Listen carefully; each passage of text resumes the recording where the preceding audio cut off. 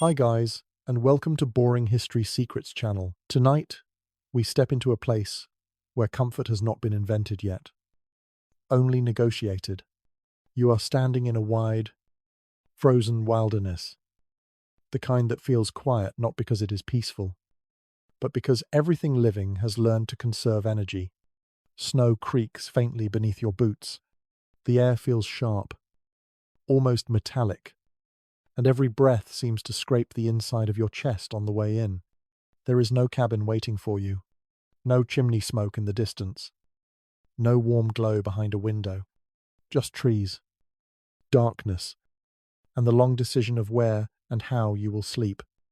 You probably will not survive this if you treat it like a camping trip. Out here, sleep is not rest in the modern sense. It is a calculated pause between dangers. Mountain men knew this well. These were fur trappers, hunters, and wanderers of the late 18th and early 19th centuries who spent months, sometimes years, moving through the Rocky Mountains and surrounding regions. One commonly accepted historical fact is that many of them slept outdoors for most of the winter.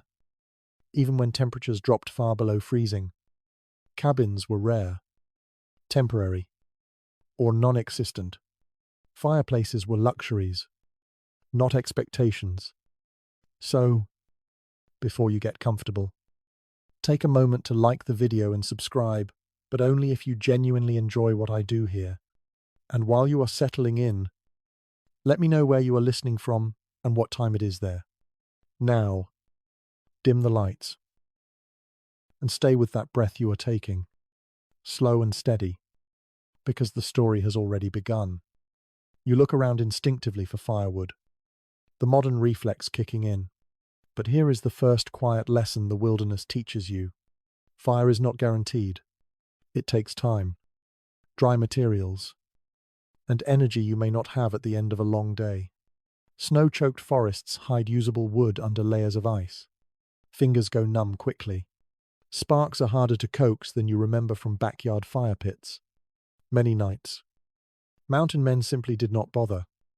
There is a quirky detail that often surprises people. Some trappers deliberately avoided lighting fires at night, even in brutal cold, because fire made them visible. Smoke could be seen for miles. The glow could attract unwanted attention, both human and animal. There are accounts of men choosing darkness and cold over the risk of discovery. Historians still argue whether this was a widespread practice or something exaggerated in later frontier storytelling. But enough first-hand journals hint at the same cautious logic. Without fire, the cold feels closer. You notice it settling into your clothes, creeping upward from the ground. The ground is the first thing that wants your heat. Long before the air freezes you, the earth pulls warmth from your body through simple contact. Mountain men learned early that where you sleep matters more than how tired you are. You do not just collapse where night finds you. You look for a rise in the terrain, something that sheds wind and moisture. A slight slope, the leeward side of a tree line. Even a shallow depression in the snow can help. If chosen carefully, your senses sharpen. Sound travels strangely in cold air. A distant branch snapping feels closer than it is. Your own movements seem louder, more deliberate. You become aware of how much noise fabric makes when stiff with frost. You begin to understand why silence was not comforting. Silence meant vulnerability. There is a modern temptation to imagine mountain men as reckless or fearless. In reality, they were methodical to the point of ritual. Each night followed a pattern learned through mistakes, and mistakes were expensive. A poorly chosen sleeping spot could mean waking up with numb limbs, frostbitten skin, or not waking up at all. One fringe detail mentioned in several journals is the habit of testing the snow with bare hands before settling down. If it felt damp or granular rather than dry and powdery, it was rejected. Dry snow insulates. Wet snow steals heat. You kneel briefly, feeling the cold through layers of buckskin and wool. There is no romance in this moment. Your knees ache immediately. You shift your weight, already thinking ahead to the position you will hold through the night. Sleep will come in pieces. not as a single surrender. The wind changes direction, and you notice it instantly. Even a small breeze cuts through clothing, slipping between fibers, undoing hours of trapped warmth. Mountain men often chose shelter not based on scenery but on airflow. A cluster of trees could be worth more than an extra blanket. Some even built temporary windbreaks from branches and snow. Not walls, just enough to slow the moving air. Whether these makeshift barriers were common practice everywhere or more situational is something scholars still debate. But the logic is universal. Stop the wind, and the cold becomes manageable. As you settle lower, your breath fogs the air in front of your face, rising and disappearing. You realize you will be breathing this same cold all night. There is no tent canvas to trap warmth, no sleeping bag zipper to pull closed. Your own body heat is the only resource you truly control. And here, already, the wilderness begins to change how you think about sleep. You are not drifting off yet. You are planning, listening, adjusting. The night has not started, but you are already preparing to endure it. You shift once more, finding the least unforgiving angle between ground and wind, and let your shoulders drop just a fraction. Not comfort, just acceptance. That will have to be enough for now. The cold does not rush you. It waits. As you settle into your chosen place, you begin to notice how slowly it works, how patient it is, without a fire. There is no dramatic moment where warmth disappears. Instead, heat simply stops arriving. Your body becomes a closed system, leaking energy in small, constant ways. Every breath out is a loss. Every shift against the ground is a transfer you will not get back. This is where the absence of a fireplace truly makes itself known. You are used to thinking of fire as normal, even primitive. But for mountain men, fire was optional, situational, and sometimes avoided. One well-established historical reality is that many trappers traveled light on purpose. Extra tools, heavy iron cookware, or fire-making gear were burdens. Everything carried had to earn its place. If a night could be survived without lighting a flame, that was often the smarter choice. You feel your hands instinctively seek each other, fingers curling inward. Gloves help, but only to a point. Buckskin, wool, fur. These materials slow heat loss, but they do not create warmth on their own. Heat comes from movement, digestion, and blood flow. Once you stop moving, the countdown begins. There is a strange, almost counterintuitive habit some mountain men practiced. Instead of trying to get warm before sleeping, they accepted being cold first. Moving vigorously to heat the body right before lying down caused sweat. Sweat-soaked clothing. Wet clothing froze. So the wiser approach was restraint. You cool down slightly, letting your body settle into a steady, manageable temperature rather than a temporary spike. Historians still argue whether this was deliberate knowledge or simply learned through repeated failure. But journals suggest an awareness that overheating could be more dangerous than shivering. You test your position again. Lying flat feels wrong. Too much surface area touches the ground. The cold seems to climb into your spine. So you curl slightly. Knees drawn up. Arms tucked in close. This posture reduces exposure and protects vital organs. It is not comfortable. Comfort is no longer the goal. Preservation is. The darkness feels heavier without firelight. Shadows are no longer dramatic shapes. They dissolve into a single mass. Your eyes strain at first, then give up. You listen instead. The snow shifts faintly as it contracts in the cold. Somewhere far off, a branch cracks. It could be wind. It could be an animal. You do not react either way. Reacting wastes energy. A lesser-known detail appears in several trapping accounts. Some men slept with their boots on, even though the stiffness and pressure made true rest difficult. The reason was simple. Frozen boots in the morning could become solid. Impossible to put on without thawing, without fire. Thawing could take hours, or not happen at all, so you keep them on. Feet aching slightly, toes flexing occasionally to keep blood moving. Scholars still debate how common this practice was across different regions, but the logic is undeniable. Your breath becomes something you monitor. Too fast, and you lose heat. Too slow, and your body cools more than you like. You find a rhythm that matches the night. Inhale through the nose. Exhale softly through the mouth. The sound is barely there. You realize how loud breathing can feel in silence. Without a fire, there is no focal point for the mind. Modern sleep often relies on warmth as reassurance. Heat means safety. Here, safety comes from awareness.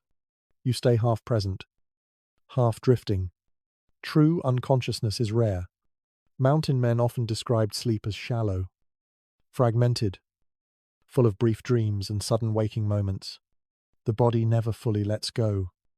There is a curious, almost poetic observation written by one trapper who noted that cold sleep sharpened memory. He claimed he could recall routes, faces, and mistakes more vividly after nights spent freezing than after comfortable rest. Historians still argue whether this was romantic hindsight or a genuine cognitive effect of stress and deprivation. But the idea lingers. Discomfort brands experiences deeply. You shift again. Slowly. Carefully. Minimizing exposed skin. Each movement sends a ripple of cold through fabric and muscle. You pause afterward, letting the trapped air warm slightly before moving again. These micro-adjustments happen all night. Sleep becomes a series of negotiations with physics. The absence of fire also changes how time feels. Without the glow of embers to watch, there is no visual sense of hours passing. The night stretches. You cannot tell if dawn is close or impossibly far. Some mountain men oriented themselves by the stars when clouds allowed, estimating time through slow celestial movement. Others simply endured until the sky changed color. There was no alarm, no schedule, only patience. A fringe detail mentioned in a handful of sources involves heated stones, on rare occasions. When a fire was briefly used earlier in the evening, stones were warmed and wrapped in cloth, then placed near the body before extinguishing the flame. The stones released heat slowly through the night. Whether this was common practice or an occasional improvisation remains debated among historians. But it shows the same mindset. Borrow warmth where you can, then disappear back into the dark. As your body settles, the shivering eases, not because you are warmer, but because your system has adjusted. This is not comfort. It is equilibrium. You exist in a narrow band between too cold and dangerously cold. Mountain men lived in that band for months at a time. Your thoughts slow, not because the day was easy, but because thinking costs energy. The wilderness encourages simplicity. You stop planning tomorrow. You stop replaying yesterday. You focus on breath, all stir, and the faint hope of light returning. Somewhere deep inside, a part of you recognizes this rhythm. Humans slept like this long before buildings and fireplaces became normal. The modern idea of warmth as a constant is very new. Out here, warmth is temporary, conditional, and always earned. You draw your arms in tighter, chin tucked, shoulders slightly hunched, and allow your eyes to close for a few heartbeats at a time. The night does not care if you sleep, but if you respect its rules, it will let you survive. You do not simply stop when darkness arrives. Long before your body asks for rest, your attention turns outward, scanning the land with a kind of quiet urgency. Choosing where to sleep is not a casual decision. It is the most important task of the day. Mountain men learned this early, sometimes painfully. One widely accepted historical fact is that exposure, not violence, was the leading cause of death on the frontier. The land itself claimed more lives than any enemy. You move slowly now, conserving energy while evaluating options. A low stand of trees breaks the wind slightly. A rocky outcrop offers cover on one side but reflects cold on the other. Open ground promises clear sightlines but no shelter. Each option carries trade-offs. There is no perfect place, only the least dangerous one. You test the snow with your boot. Powdery and dry is good. Crusted and slick means melt and refreeze, which means dampness creeping upward through layers. Dampness is unforgiving. Mountain men feared wet cold more than deep cold. Historians still argue whether this awareness was taught deliberately among trappers or simply absorbed through hard experience. But journals repeatedly warn about moisture as a silent killer. The wind is light now, but you do not trust it. Wind changes after sunset as temperatures drop. Valleys funnel air. Ridges create turbulence. You learn to think of air like water, flowing around obstacles, pooling in low places. Cold air sinks. That makes valleys colder at night. So you favor a slight rise. Not high enough to be exposed, but not low enough to trap cold. There is a curious detail noted in several trapping accounts. Some men slept near animal trails on purpose, not for companionship, but for information. Tracks told stories in the morning. Fresh prints meant movement during the night. Lack of disturbance meant relative safety. It is unclear how widespread this practice was, and historians still debate whether it was intentional strategy or coincidence observed later. But it reveals how closely these men read the land. You settle near a thick pine, its branches heavy with snow. The tree blocks wind from one direction and sheds snow away from its trunk, creating a shallow hollow at the base. This spot has been used before. You can tell by the compacted snow and scattered needles. That knowledge comforts you slightly. Survival leaves patterns. Before sitting, you look up. Snow-laden branches hang above you, silent and heavy. A sudden drop could bury you or soak your clothes. You shake the trunk gently with your hand, sending a soft cascade of powder down now, when you can handle it, rather than later when you are asleep. This small precaution appears in multiple journals. It is a mainstream detail of winter survival that still holds true today. You lower yourself carefully, testing the ground with a knee first. The cold seeps through instantly. You wince, but you do not rush. Rushing leads to mistakes. You clear a small area, brushing aside loose snow until you reach firmer layers. Exposed earth would be worse, but compacted snow offers some insulation. Snow traps air. Air slows heat transfer. This is the logic that keeps you alive. You arrange what little you have. A folded hide, a rolled blanket, spare clothing placed beneath you rather than on top. The ground steals more heat than the air ever will. Mountain men understood this instinctively. Some even slept on their packs, sacrificing comfort to protect their backs and hips from direct contact with the cold surface. Historians still argue whether this practice significantly reduced heat loss or simply redistributed discomfort. But those who survived repeated winters tended to repeat it. The night deepens. Colors drain from the landscape. Everything becomes shape and shadow. Without fire, your world shrinks to arm's length. This limited horizon is not frightening. It is calming in a strange way. There is nothing to do but be present. You think briefly of modern shelter, walls, roofs. The idea feels abstract now. Out here, shelter is an action, not a structure. It is the sum of small choices made before exhaustion wins. There is a fringe anecdote recorded by one traveller who claimed he could feel safer sleeping near running water in winter, believing the sound kept animals away. Others argued the opposite, saying water attracted predators and increased dampness. Historians still debate which perspective held more truth, but it highlights how personal and situational these decisions were. Survival was not one set of rules. It was adaptability. You adjust your position one last time, aligning your body parallel to the expected wind direction. This reduces exposed surface area. You tuck your chin down, protecting your throat. You pull your hat lower, ears covered. Small details, crucial details. The land around you settles. Snowflakes drift lazily now, barely noticeable unless one lands on your face. You brush it away gently.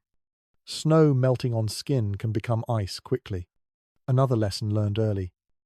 As you finally allow your muscles to relax, you realize how much thinking went into simply lying down.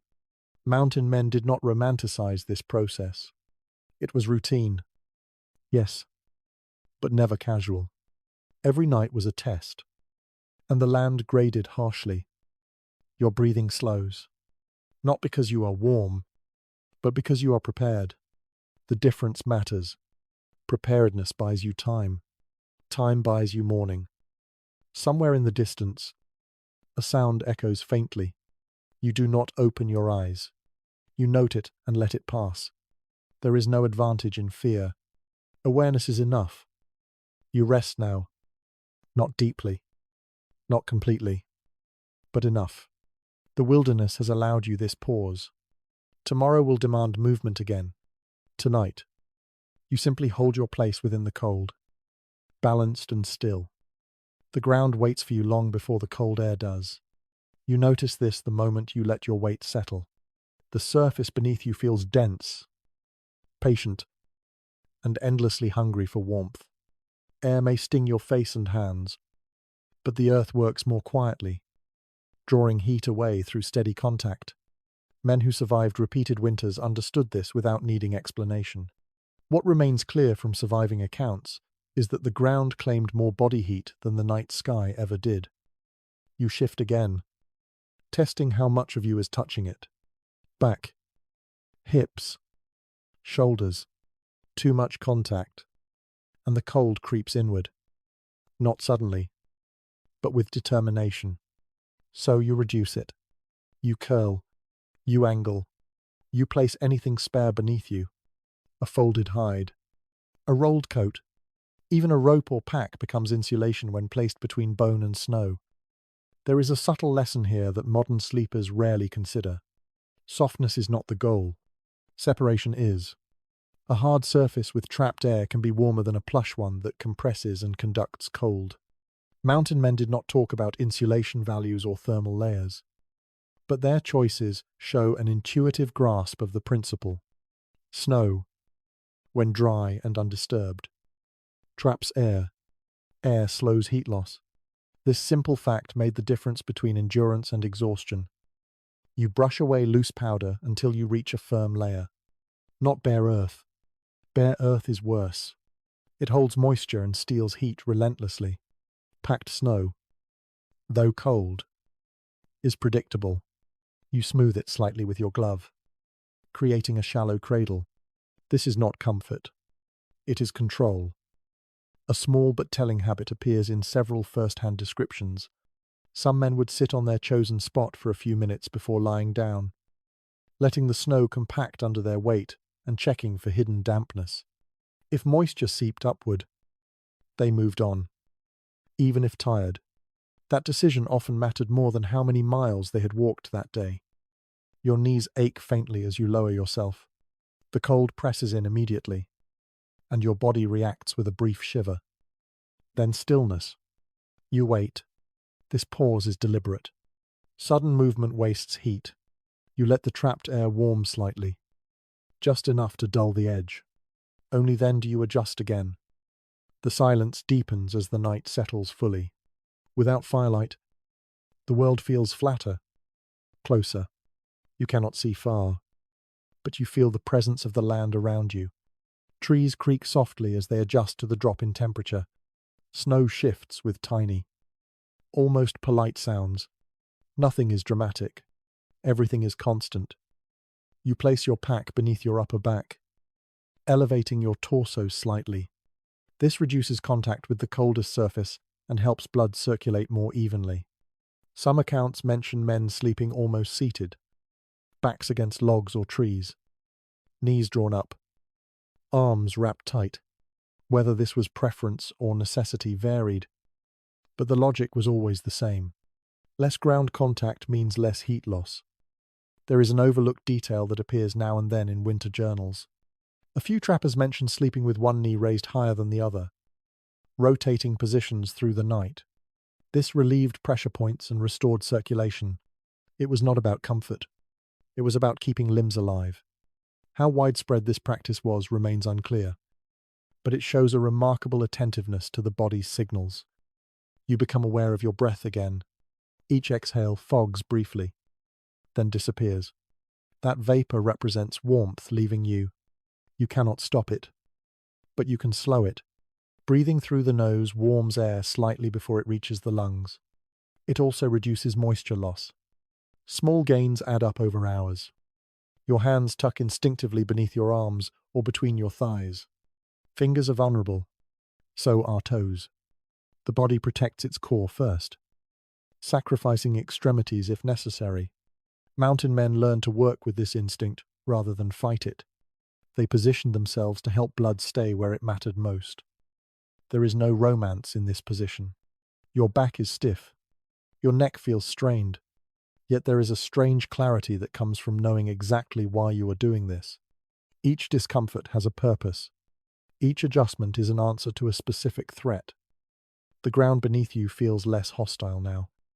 Not warmer, but familiar. Your body begins to map its contours, adapting micro by micro.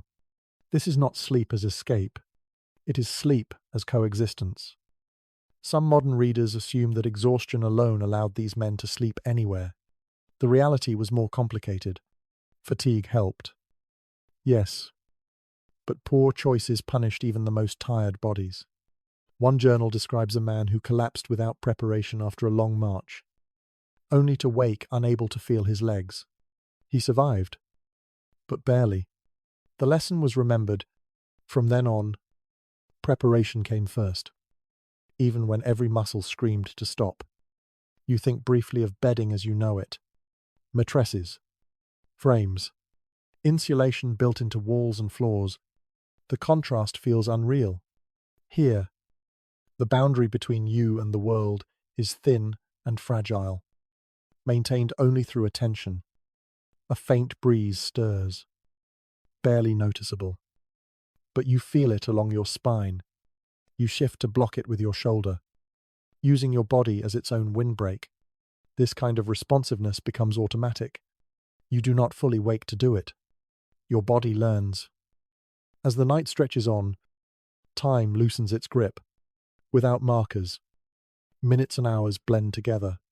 You drift, wake, adjust, drift again. Each time you return to stillness, the ground feels a little less aggressive, as if acknowledging your persistence. You are not winning against the cold. You are negotiating with it. And for now, the negotiation holds. At some point in the night, you realize something that would have sounded absurd to you before. The snow itself is not always the enemy. In fact, under the right conditions, it becomes part of your protection. This understanding does not arrive as a theory. It arrives through sensation, through noticing where the cold bites hardest and where it strangely softens. You shift your weight slightly and feel the packed snow beneath you hold steady. It does not melt. It does not soak through. Dry snow, compressed just enough, traps pockets of still air. Those pockets resist the movement of heat. Men who traveled these winters learned this lesson quickly. Accounts from the period repeatedly show that those who avoided bare ground and used snow deliberately lasted longer through the season. You brush a thin layer of loose powder back over the edges of your bedding, careful not to let it touch exposed skin. This creates a shallow wall, not a mound, just enough to break the flow of air. Snow piled too high would collapse inward or melt against your body heat, but shaped correctly, it becomes a barrier. It is easy to forget that snow is mostly air. Frozen, yes, but airy. That is why animals burrow into it. That is why igloos work. Mountain men did not build domes every night, but they understood the principle intuitively. One trapper noted, almost in passing, that a shallow drift piled against his side felt warmer than open air. He did not explain it. He did not need to. The night taught him. You notice how the sound changes when snow surrounds you. The world becomes quieter, muffled. Footsteps, if they came, would sound closer, heavier. Your own movements become softer. This quiet is not comforting, but it is useful. It allows you to hear what matters. A small but telling habit appears in several winter narratives. Men sometimes dug a slight trench for their hips and shoulders, allowing their body to settle below the surrounding snow level. This reduced wind exposure while keeping the head elevated. It was not a shelter in the modern sense, just a subtle reshaping of the surface. Whether this was common practice or something learned individually remains uncertain, but the logic appears again and again. Shape the environment rather than fight it.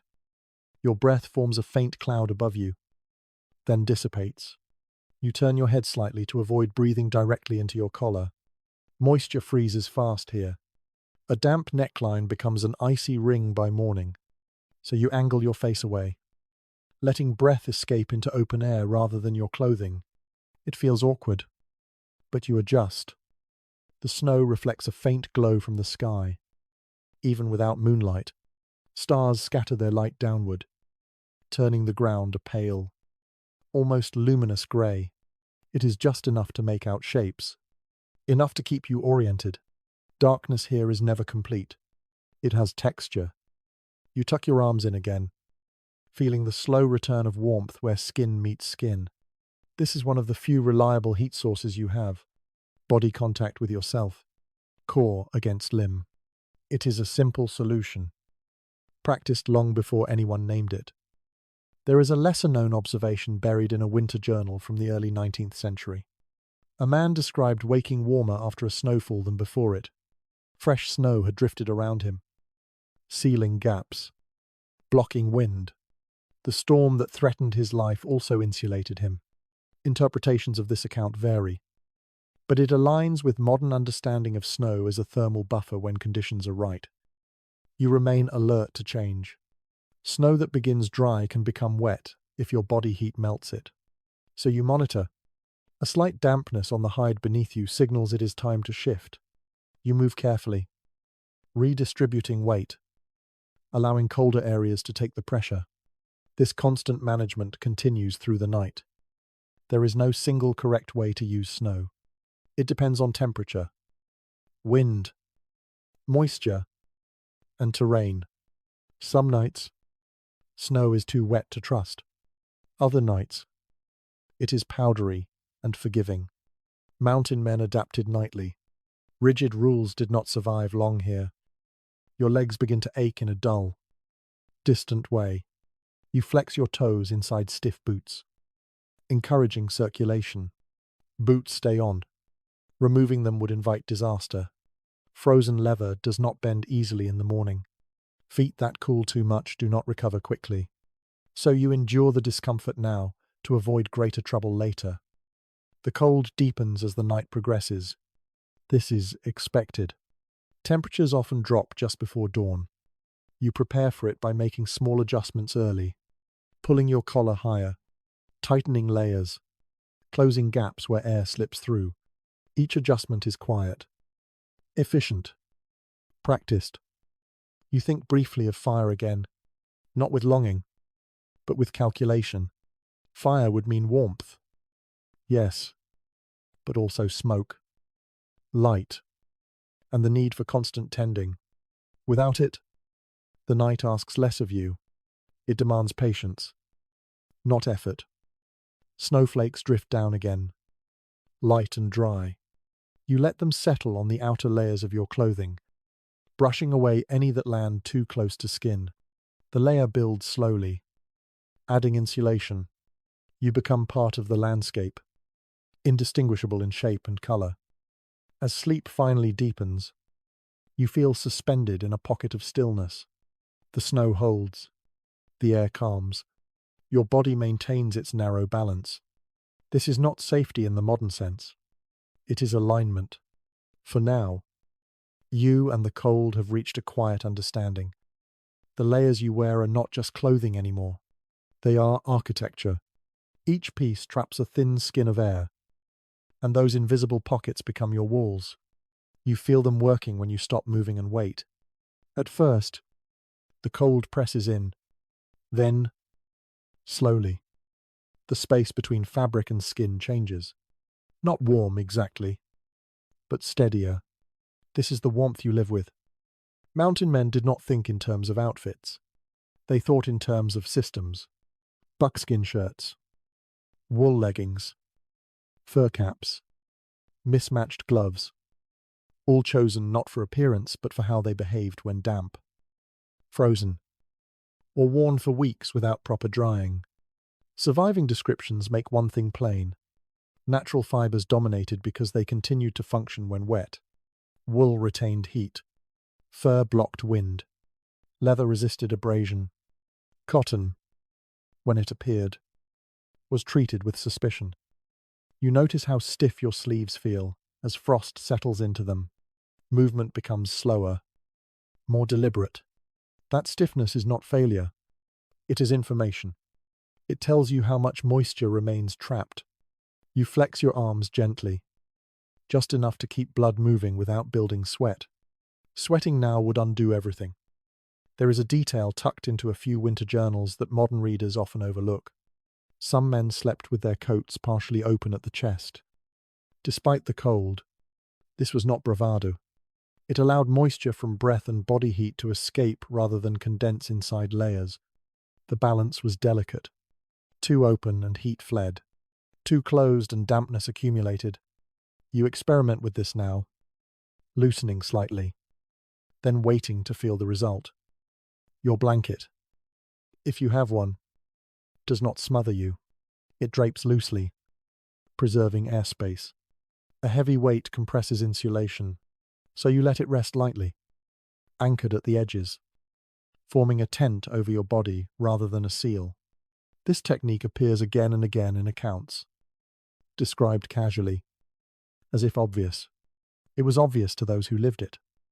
The smell of your clothing is sharp, familiar, smoke, animal, fat, old sweat, cold leather.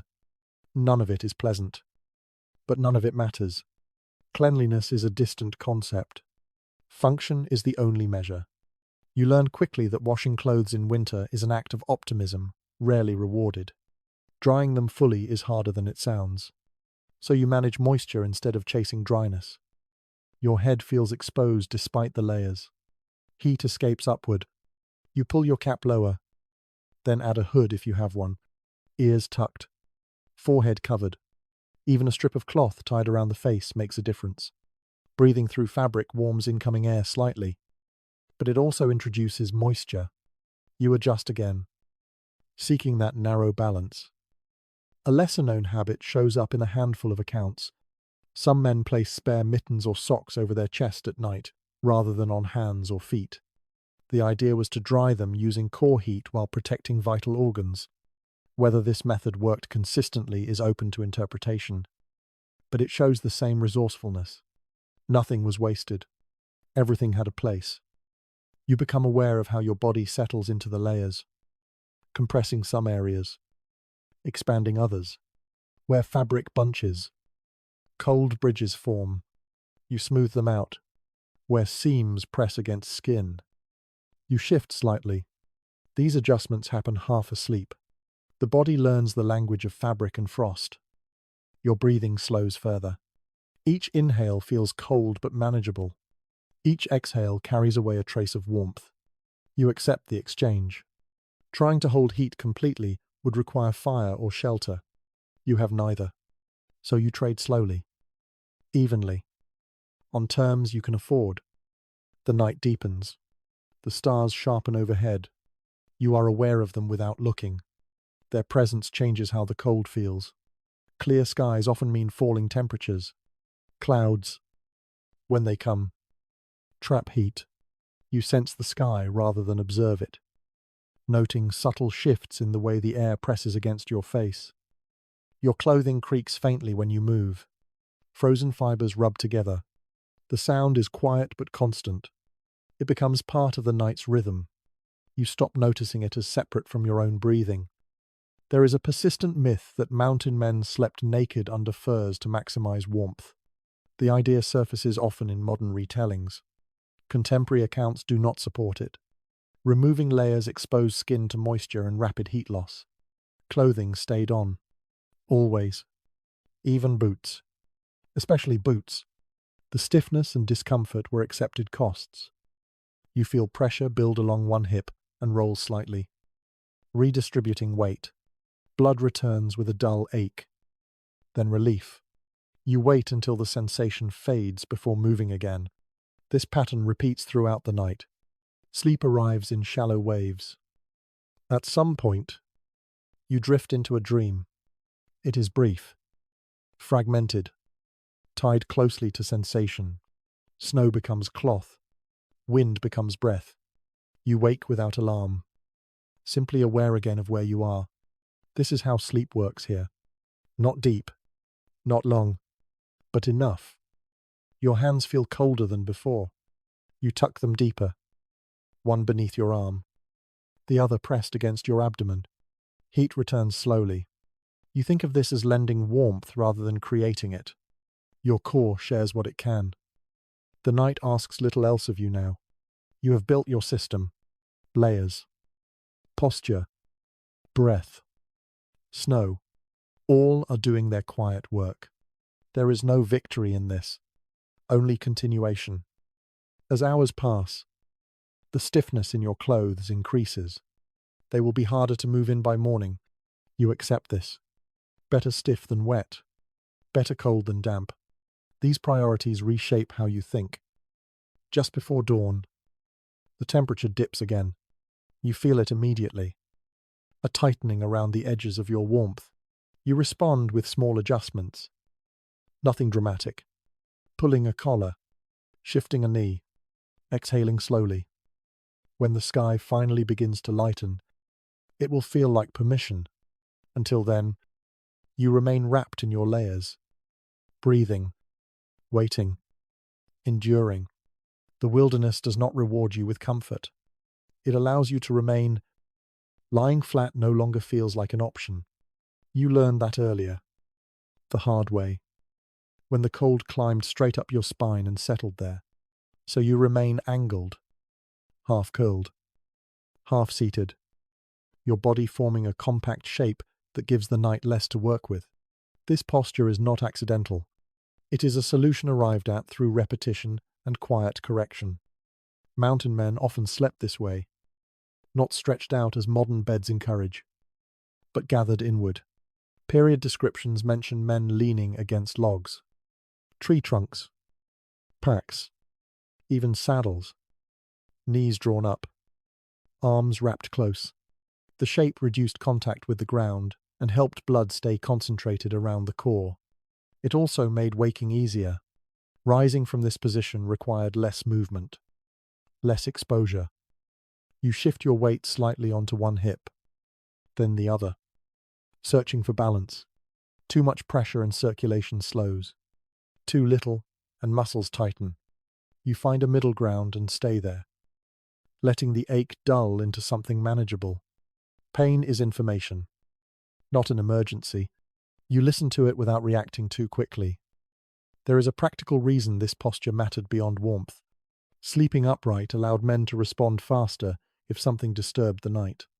Predators, sudden weather changes, or shifting snow did not wait politely.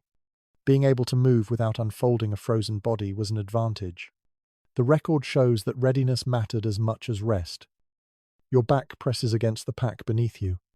The contents are hard, uneven, but they lift you just enough. Packs were not just storage. They were tools used in many ways. Some men packed spare clothing or grass inside their packs at night to create a firmer, warmer support. This practice appears casually in a few journals, suggesting it was common enough not to require explanation. You notice how your breathing changes in this position. Shorter, shallower, but steadier. Your chest does not expand fully. That is fine. Deep breaths would waste heat. You find a rhythm that keeps oxygen moving without unnecessary loss. The body adapts when allowed. The night feels longer now, without the illusion of comfort. Time stretches. You mark it not by hours but by sensations. The moment when your feet begin to feel distant. The moment when your hands ache and then settle. The moment when your shoulders relax despite the cold. These are your milestones. There is an odd detail mentioned in one trapping account that stands out. A man wrote that sleeping upright helped keep his beard from freezing solid against his chest. When lying flat, breath condensed and froze quickly. Upright, the moisture dispersed more easily. This may seem trivial, but a frozen beard pulling at skin can wake you repeatedly. Small discomforts become large over time. You tilt your head forward slightly, chin tucked.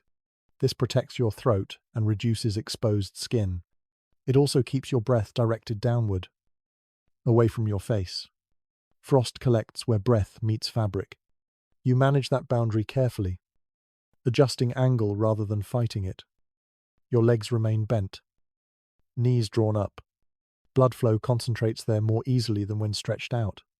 You flex your toes slowly, one at a time. Then stop. Movement creates heat, but too much invites sweat. Everything here is measured. The ground beneath you feels less aggressive than before. Not warmer, but predictable. Your body has compressed the snow to a stable shape. You have molded the night to fit you. Just enough. This is not dominance. It is cooperation. Some modern readers assume that sleeping upright would prevent real sleep, yet accounts suggest otherwise. Rest came in short waves. But it came. The body learned to relax within constraints. Dreams arrived briefly, often tied to memory or movement, then faded. Waking did not feel abrupt. It felt continuous. You drift now, not fully asleep, not fully alert. Your awareness narrows to breath and balance. The wilderness recedes slightly. Not gone, but quieter. This state is fragile. A sudden sound would pull you back instantly. Until then, you float in it. There is stillness in this posture that lying flat never allowed. Muscles engage just enough to maintain position. Heat stays closer to the center. Extremities cool, but not dangerously. You monitor them occasionally with small movements. A shift of fingers, a flex of toes, then stillness again. You remember, faintly, how strange this would look to someone else. A human shape folded into itself beneath a tree, barely distinguishable from snow and shadow. Mountain men blended into the landscape by necessity. Visibility was risk. Stillness was safety. The wind shifts again, barely noticeable. You adjust instinctively, turning one shoulder to block it. Your body becomes its own barrier. Clothing, posture, snow, all working together. There is no single solution, only layers of small ones. At some point, the cold stops feeling like an external force and starts feeling like a condition of existence. This is not despair. It is acceptance. Once you stop waiting for warmth, the waiting itself ends. Your breathing remains slow. Your heart rate settles. The night does not press as hard now. It waits with you. You remain upright, balanced, enduring. Morning will come eventually. It always does. Until then, this position holds. You stay folded, quiet, and alive, without fire. Heat becomes something you borrow rather than produce. You begin to notice how many small, quiet sources of warmth exist if you stop expecting a flame to solve everything. The night teaches this slowly. You feel it first in your muscles, then in your breath, then in the way your body holds itself. Movement, when used carefully, becomes a tool. Not walking, not pacing, just subtle engagement. You tighten a thigh for a few seconds, then release. You clench your fists briefly inside your sleeves, then relax them. These tiny contractions send warm blood outward without triggering sweat. Mountain men relied on this kind of restraint. Period descriptions suggest they understood that heat came from within, but only if managed wisely. You test this now. A slow tightening of the calves, a gentle roll of the shoulders. The warmth arrives faintly, like a memory rather than a sensation. Enough. You stop before it turns into exertion. The difference between warming and sweating is narrow here, and crossing it is costly. Body positioning does more work than effort ever could. You press one forearm against your abdomen, trapping heat where blood flows thickest. You rest a hand against your inner thigh. Skin-to-skin contact multiplies warmth better than extra layers in some cases. This is not instinctive at first. It is learned. A small but telling practice appears in scattered winter accounts. Some men placed a hand beneath the opposite armpit while sleeping, switching sides periodically. It looks awkward on paper, but it concentrates heat in one of the body's warmest zones. Whether this was taught or discovered individually is unclear, but the fact that it appears more than once suggests it worked. You become aware of how your spine radiates warmth. Curling slightly protects it. Exposing it invites cold inward. So you maintain that rounded posture. Not tense. Just contained. Your shoulders drop a little more. Muscles release where they can. Breath itself becomes a warming mechanism when used deliberately. Inhaling through the nose slows airflow and warms it slightly before it reaches the lungs. Exhaling gently prevents sharp heat loss. You avoid deep sighs. Those dump warmth too quickly. Instead, you breathe evenly, quietly, matching the stillness around you. There is a subtle trick mentioned in one journal that reads almost like an aside. A trapper wrote about pressing his tongue lightly to the roof of his mouth to reduce the feeling of cold air during breathing. It sounds insignificant, but small comforts mattered. Anything that reduced the sense of chill helped the mind stay calm, and calm conserved energy. You notice how your jaw wants to clench. Teeth chatter is heat loss made audible. You relax your mouth slightly. Lips closed. Jaw loose. The shivering eases. Shivering burns energy fast. Allowing it to continue unchecked would exhaust you by morning. So you intervene early. Gently. The night deepens further. The sky above you feels vast. But your focus stays close. You are not thinking about distance or direction now. Only balance. Heat balance. Energy balance. Awareness balance. Some mountain men carried small, dense objects in their pockets. Stones. Pieces of metal. Not for warmth initially, but for familiarity. On nights when a brief fire was used earlier, these objects were warmed and then carried close to the body. They cooled slowly, releasing heat over time, even without a fire. Their weight and presence provided reassurance. Whether this was common practice or individual habit varies.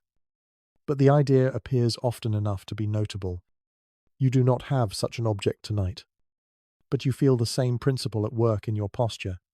Weight against weight, pressure creating stability, stability reducing movement, reduced movement conserving heat.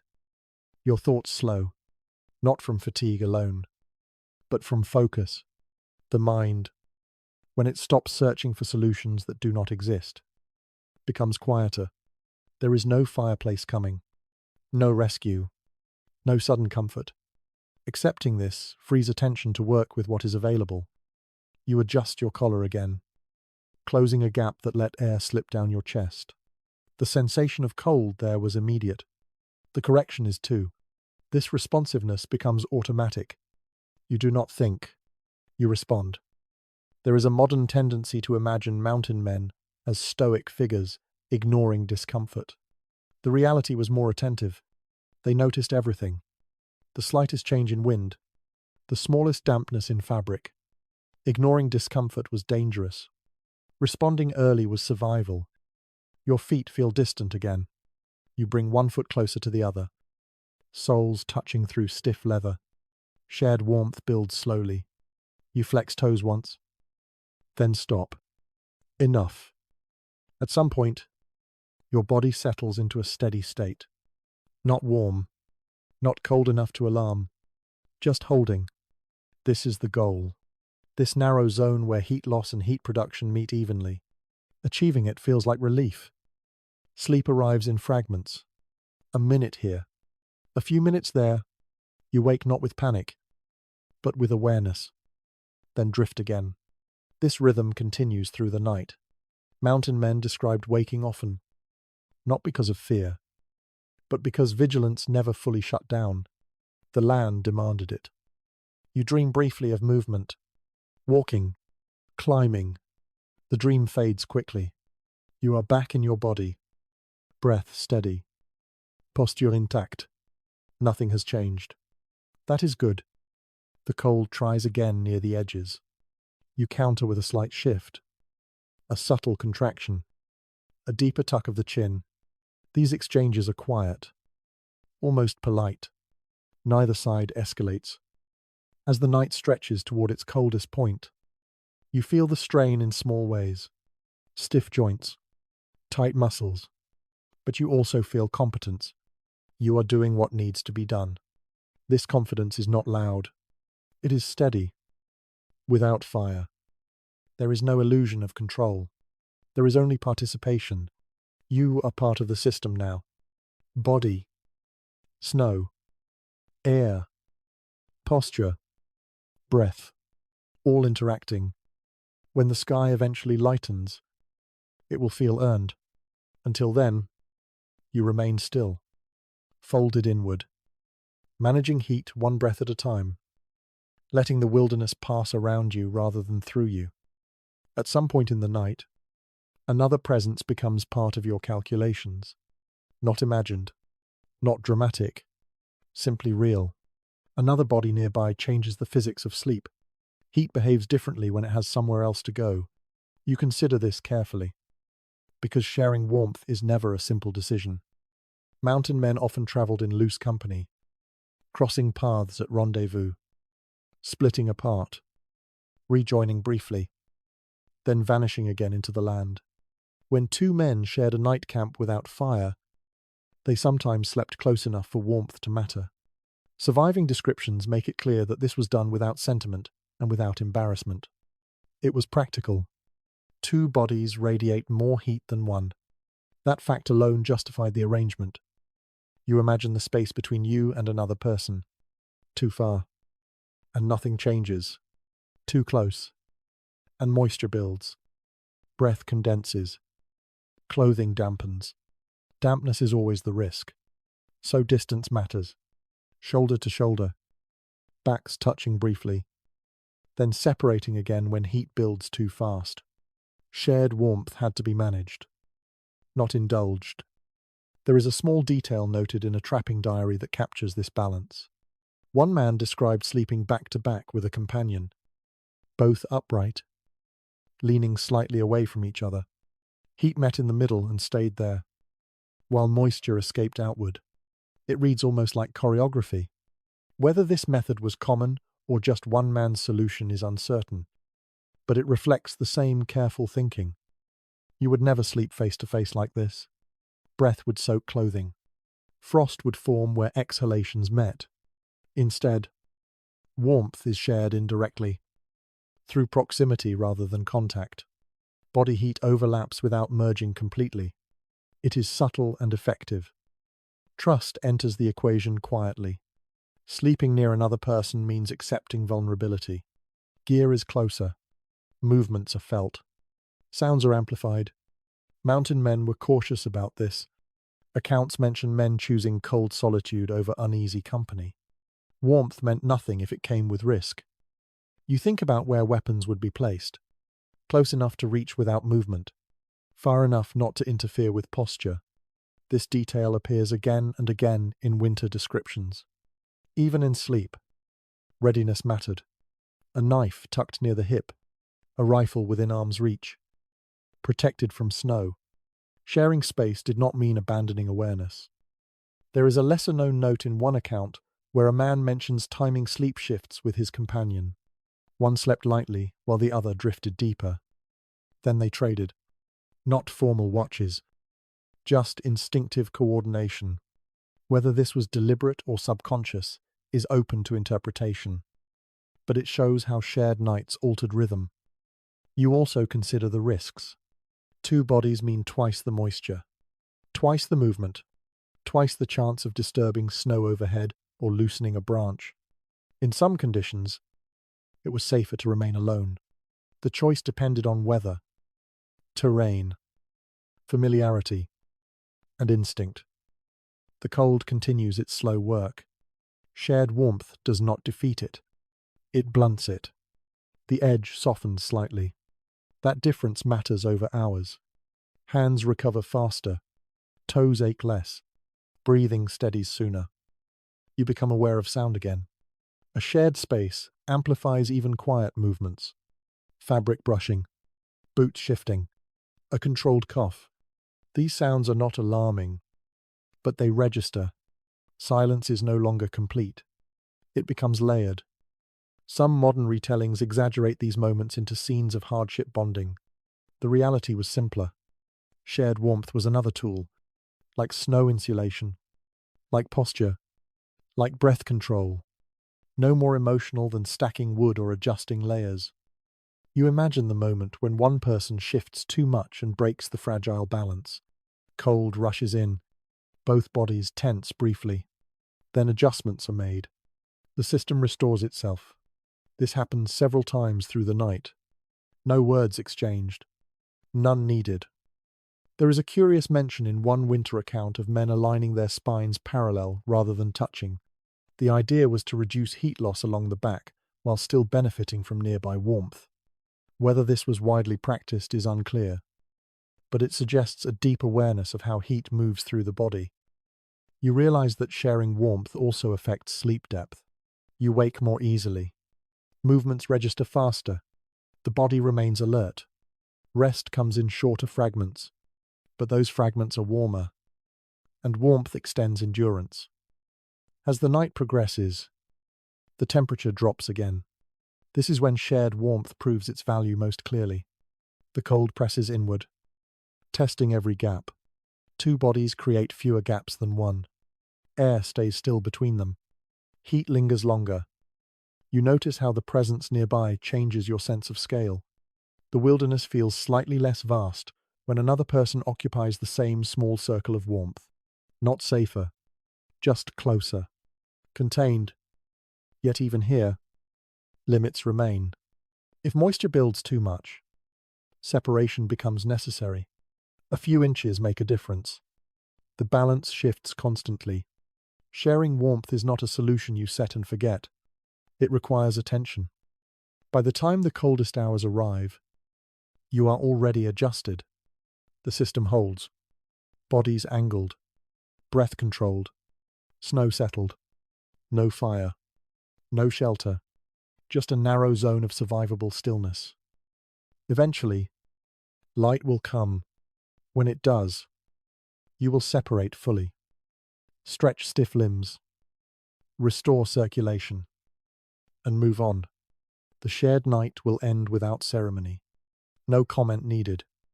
For now, you remain close enough to benefit, far enough to stay dry, managing heat together in silence while the frozen wilderness waits around you. The wind does not announce itself.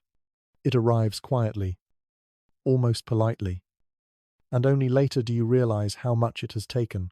You feel it first along your neck, then along the narrow gaps where fabric meets skin. Air moves. Heat follows it out. This exchange happens constantly, and the wind accelerates it without effort. Mountain men learn to treat moving air as their most persistent adversary. Cold temperatures could be endured.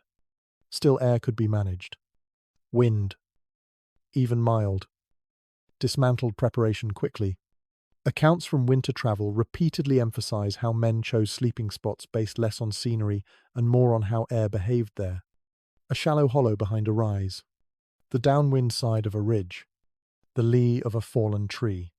These places mattered. You notice how the wind changes direction as the night deepens.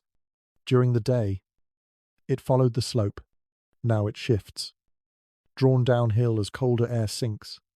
Valleys become channels. Open ground becomes exposed.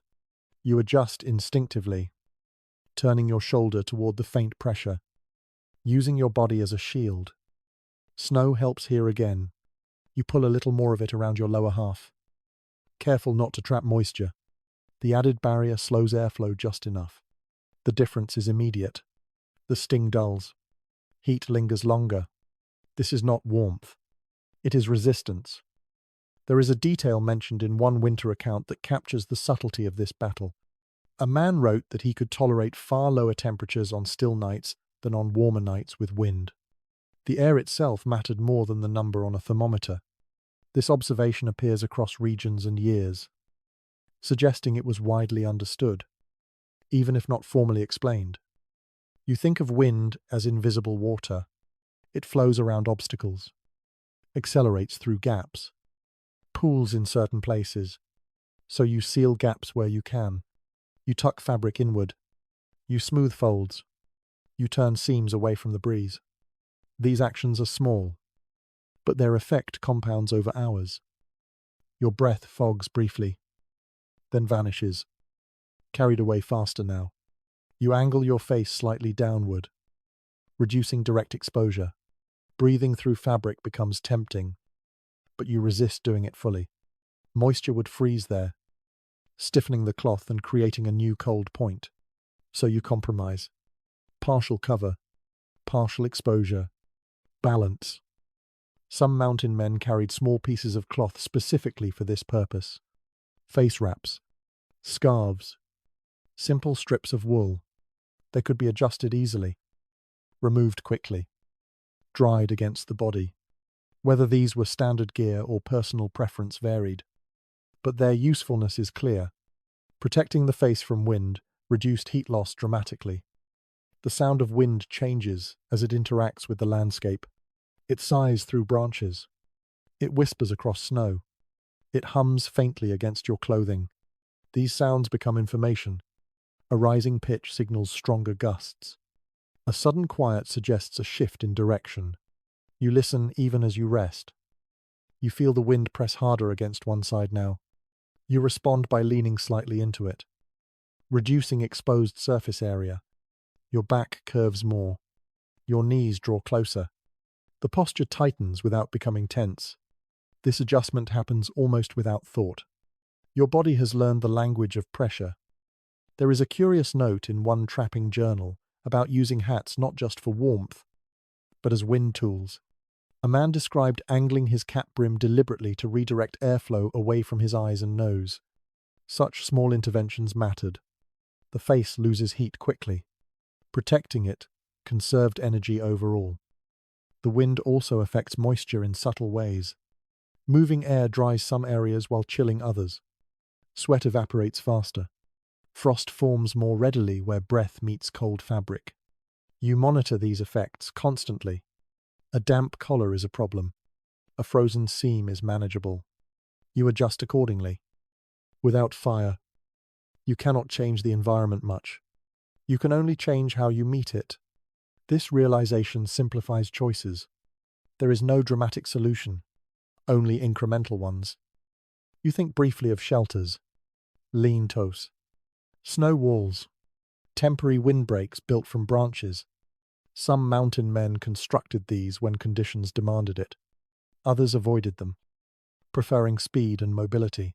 Whether shelters were common or situational depends on region and season.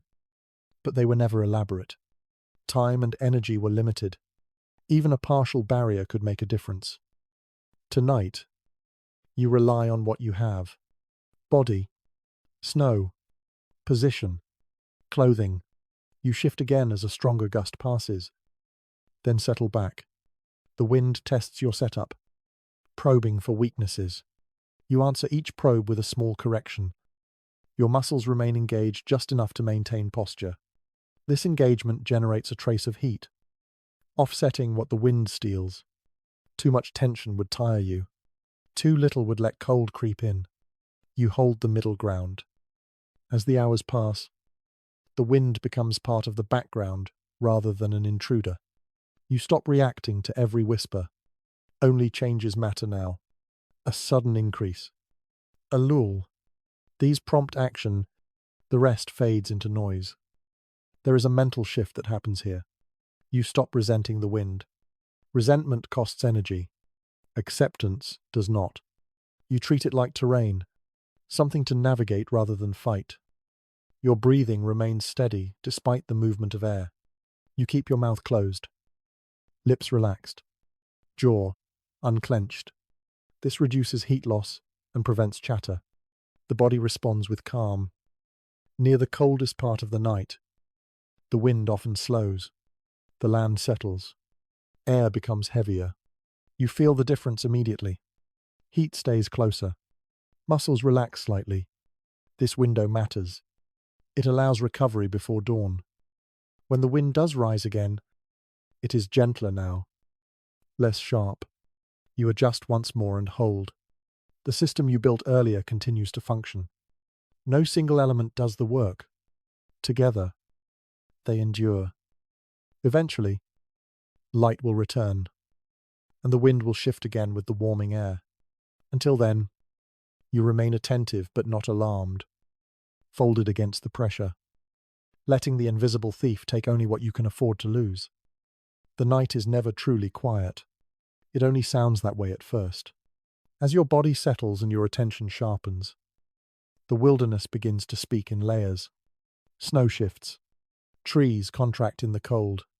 Somewhere far off, something moves with purpose. These sounds are not interruptions. They are information. Mountain men learn to sleep with their ears open. Deep, unbroken silence was rare and often unsettling. Sound meant life. Sound meant patterns. A branch snapping once could be dismissed. Repeating rhythm could not. The difference mattered. You lie still, listening. The crunch of snow carries far in cold air. Footsteps sound closer than they are. A single movement can echo strangely, distorted by terrain and wind. You do not react immediately. Reacting too fast wastes energy. You catalogue instead. Direction, distance, weight. There is a practical reason this kind of listening mattered. Winter nights were when animals moved most freely. Food was scarce. Predators ranged wider. Men who survived long winters learned the sound of hunger. A deer's cautious steps differ from a wolf's steady pacing, even through half-sleep. Those differences registered. You hear something now? A faint scrape. It could be snow falling from a branch. It could be a small animal digging. You wait. The sound does not repeat. You release the tension slowly. Not everything deserves response. Your breathing remains steady. You resist the urge to hold it. Holding breath increases tension and heat loss later. Calm listening conserves more energy than fear ever could. Accounts from winter travel often mention this heightened awareness. Men wrote about waking to sounds they could not name, then falling back into light sleep without moving. The body learned what mattered and what did not. This skill was not taught. It was earned through nights like this. The cold sharpens sound. Air density changes how noise travels. You notice how even distant movements feel near. This makes the wilderness feel crowded despite the emptiness. You are not alone, even when no one is near. There is a small detail tucked into one journal that feels almost poetic. A man described the snow speaking to him as it settled. Each tiny collapse marking time. He did not mean it literally. He meant that sound replaced sight. Listening became his way of understanding where he was. You adjust your posture slightly, careful not to create noise yourself. Clothing stiff with frost is loud. A sudden movement would announce your presence far more clearly than you intend, so you move slowly, deliberately, letting fabric settle again before stillness returns. You notice how your ears feel cold now. Cartilage loses heat quickly. You pull your cap lower, then tilt your head slightly to protect the exposed side. Hearing remains unobstructed enough. You do not want silence. You want filtered awareness. Some mountain men placed one ear uncovered deliberately, turning the other toward insulation. This allowed them to listen more clearly while protecting part of the head from cold. Whether this was common practice or individual habit varies, but the logic is sound. You experiment briefly, then adjust to what feels right. The sounds around you shift as the night progresses. Early evening brings movement. Later, things settle. Animals bed down. Wind softens. The world becomes slower. You feel this change before you understand it. The rhythm of sound changes, and your body relaxes with it. There is comfort in predictable noise, the steady creak of trees, the faint hiss of wind through needles. These become background. It is sudden silence that wakes you fully. Silence means something has changed. You remember that mountain men rarely slept deeply for long stretches. This was not a flaw. It was adaptation. Light sleep allowed quick response. Survival favored those who could rest without losing awareness completely. You drift now, hovering between listening and dreaming. Sounds weave into your thoughts. Snow becomes cloth again. Wind becomes breath. A distant call becomes a memory.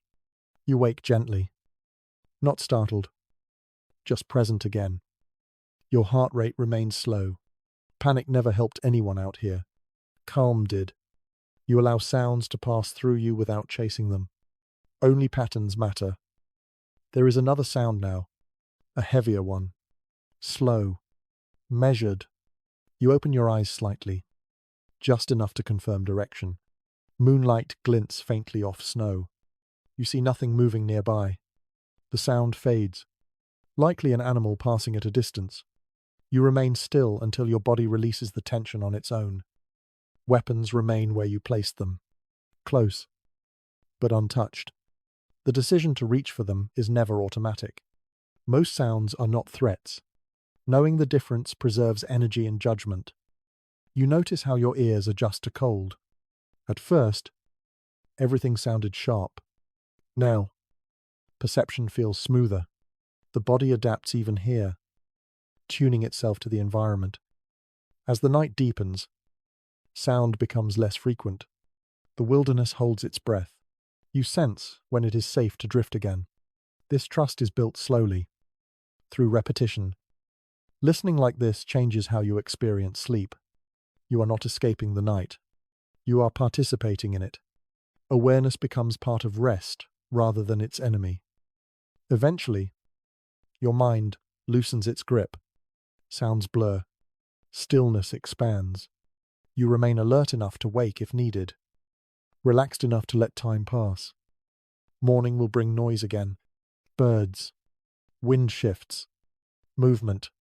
Until then, the night speaks softly, and you listen, balanced between vigilance and rest, letting the frozen wilderness surround you without closing in. Hunger makes itself known long before dawn, not as pain at first, but as a hollow quietness inside you, a sense that something essential is missing. You feel it as a cooling from within, subtle but persistent. Out here, food is not just fuel for movement, it is fuel for heat. Mountain men understood this deeply, even if they never described it in modern terms. You think back to the last thing you ate. Fat mattered more than volume. Meat mattered more than bread. Foods that burned slowly inside the body helped maintain warmth through the night. Accounts from winter travel repeatedly show men prioritizing grease, tallow, marrow, and dense meat whenever possible. A full stomach meant a warmer sleep. An empty one meant the cold had less resistance. Your body works even while you rest. Digestion generates heat. This is not something you feel directly, but you notice its absence. When food is scarce, the cold feels sharper, more insistent. That is why many mountain men ate just before settling down, even if tired. Eating too early wasted potential warmth. Eating too late risked clumsiness and mistakes. Timing mattered. You shift slightly and feel your stomach tighten. Then relax. Hunger does not panic you. It informs you. It tells you what the night will cost. You adjust expectations accordingly. Movement stays minimal. Breathing remains controlled. You conserve. There is an interesting detail scattered through winter journals. Some men described saving a small portion of food specifically for the middle of the night. Not to eat fully, but to chew briefly, stimulating digestion and saliva. The act itself seemed to help. Whether this was physiological or psychological, is open to interpretation, but it shows how closely food and warmth were linked in the mind. You do not eat now. You wait. Eating requires movement. Movement risks sweat. Sweat invites cold. Everything has its moment. You hold the food close instead, tucked inside layers, keeping it from freezing solid. Frozen food costs energy to eat. Warmed food gives energy back. The smell of stored meat reaches you faintly. Smoke, fat, salt. It reminds you of daylight and effort. Hunting, trapping, preparation. Sleep here is never separate from work. Every night is shaped by the day that came before it. Your hunger sharpens briefly, then settles into a dull presence. The body adapts. It slows processes that can wait. Heat is directed inward. Extremities cool slightly more. You respond by tucking hands deeper, bringing knees closer. Core first. Always. There is a small note in one winter account where a man describes feeling warmer after eating even a small amount of grease before sleep. He did not analyze it. He simply recorded the result. Grease burned slow. That knowledge guided choices for years afterward. You think of modern meals, hot drinks, sugary snacks, quick energy. None of that exists here.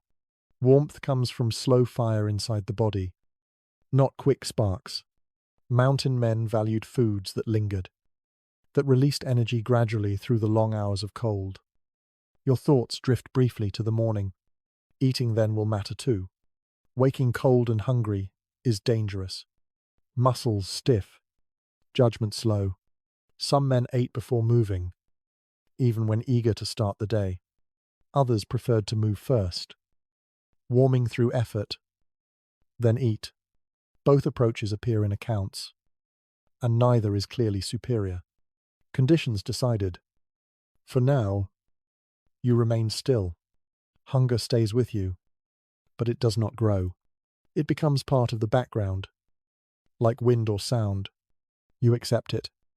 The cold presses again at the edges. Hunger amplifies sensation slightly. You counter with posture, breath, stillness. The system holds. There is a quiet discipline in this restraint. Not eating when food is available feels wrong by modern standards. But here, patience preserves more than appetite. You wait for the right moment. Your mouth feels dry. Cold air strips moisture quickly. You swallow slowly, letting saliva spread warmth briefly. Drinking water now would introduce cold inside you. Snow would have to be melted first. Without fire. That is difficult. So you manage dryness rather than eliminate it. You notice how hunger changes your thoughts. Memories of meals surface. Smells become vivid. Fat sizzling. Steam rising. These thoughts are not distractions. They are reminders of what sustains you. They keep you oriented toward survival rather than comfort. The night continues its slow arc. Hunger and cold weave together, each sharpening the other, each manageable alone but challenging together. Mountain men lived in this overlap regularly. It shaped their bodies and their habits. At some point, hunger fades slightly, not because it is gone, but because your body has adjusted. Metabolism slows. Energy expenditure drops. Heat stabilizes. You breathe evenly, conserving. There is a sense of waiting now, not impatience, readiness. You know that when the time comes, when light returns or when cold peaks, food will matter again. You plan for it without thinking actively. The knowledge is already there. Your posture remains compact, your breath steady, hunger present but controlled. The wilderness does not offer comfort, but it allows equilibrium. As the night inches toward its coldest point, you remain still, letting digestion wait, letting heat stay where it matters most. Food will come when it is needed. For now, endurance is enough. Moisture is the quiet threat you think about more than cold itself. Cold can be measured. Moisture sneaks. You feel it not as a sensation at first, but as a change in how fabric behaves. Cloth that once bent now stiffens. Leather that moved with you now resists. The smallest dampness becomes a future problem waiting for temperature to drop further. Your body produces moisture constantly. Breath. Sweat. Even the slow release of heat through skin carries water with it. In warmer places, this barely matters. Here, every trace counts. Once water freezes inside fabric, insulation collapses. Air pockets disappear. Cold moves freely. So you manage moisture the way you manage heat. Patiently and early. You notice a faint coolness at your collar. Breath has been condensing there. Just enough to dampen the fibers. You respond immediately, turning your head slightly, changing the direction of exhalation. The adjustment is small, but the effect is quick. The damp spot stops growing. Later, it will freeze harmlessly on the outside, rather than soaking inward. Mountain men paid close attention to this boundary between dry and wet. Surviving descriptions make it clear that men who ignored moisture paid for it later. Often at dawn when frozen clothing refused to bend. The lesson appears again and again. Stay dry first. Stay warm second. You flex your shoulders slowly and feel a faint stiffness. That tells you sweat has cooled there earlier. Not much. Enough to notice.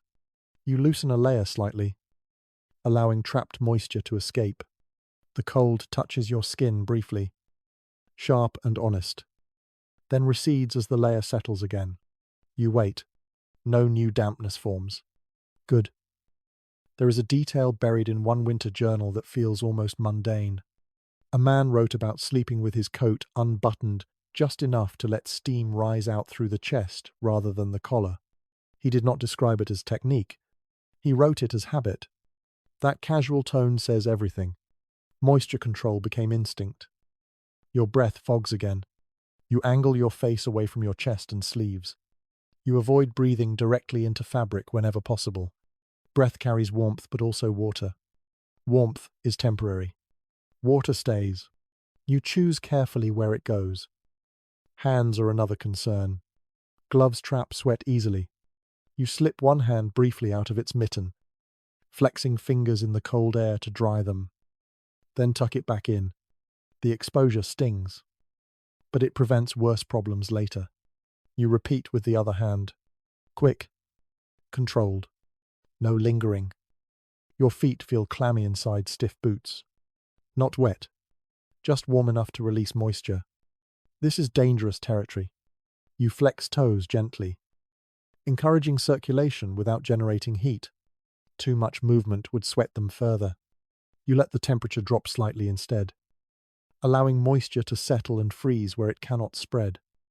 Mountain men often accepted colder feet at night to preserve drier ones by morning. Frozen boots could be worn. Wet boots became ice boxes. That distinction mattered. You notice how the night air feels drier now. As temperatures drop, the air holds less moisture. This helps. Breath dissipates faster. Dampness evaporates more slowly. But it does not spread. You take advantage of this by keeping layers loose enough to vent but close enough to block wind. Snow plays a role here too. Dry snow absorbs some moisture, pulling it away from fabric. You allow a thin layer to collect on the outside of your clothing, brushing it off only when it thickens. The snow acts as a temporary sink, then falls away. This delicate exchange feels counterintuitive, but it works when conditions are right. There is a lesser-known habit mentioned in a few accounts. Some men wiped frost from their beards and collars deliberately before it melted. Frost was dry. Melted frost was not. The difference was subtle but important. You run a gloved hand lightly along your collar, knocking loose a dusting of ice crystals. They fall soundlessly into the snow. You remain alert for the signs of trouble. A spreading chill, fabric that sticks when you move, the faint smell of damp leather. These signals arrive before danger does. You respond before they escalate. Moisture also affects sleep depth. Dampness creates discomfort that wakes you repeatedly. Staying dry allows longer stretches of rest. Mountain men valued this even if they never articulated it. Rest preserved judgment. judgment preserved life. Your breathing remains controlled. You avoid sharp exhales. You avoid sighs. Slow and even keeps moisture output predictable. Predictability is easier to manage. The night moves toward its coldest point. This is when moisture becomes most unforgiving. Anything wet now freezes hard. You make final adjustments. You seal gaps. You vent where needed.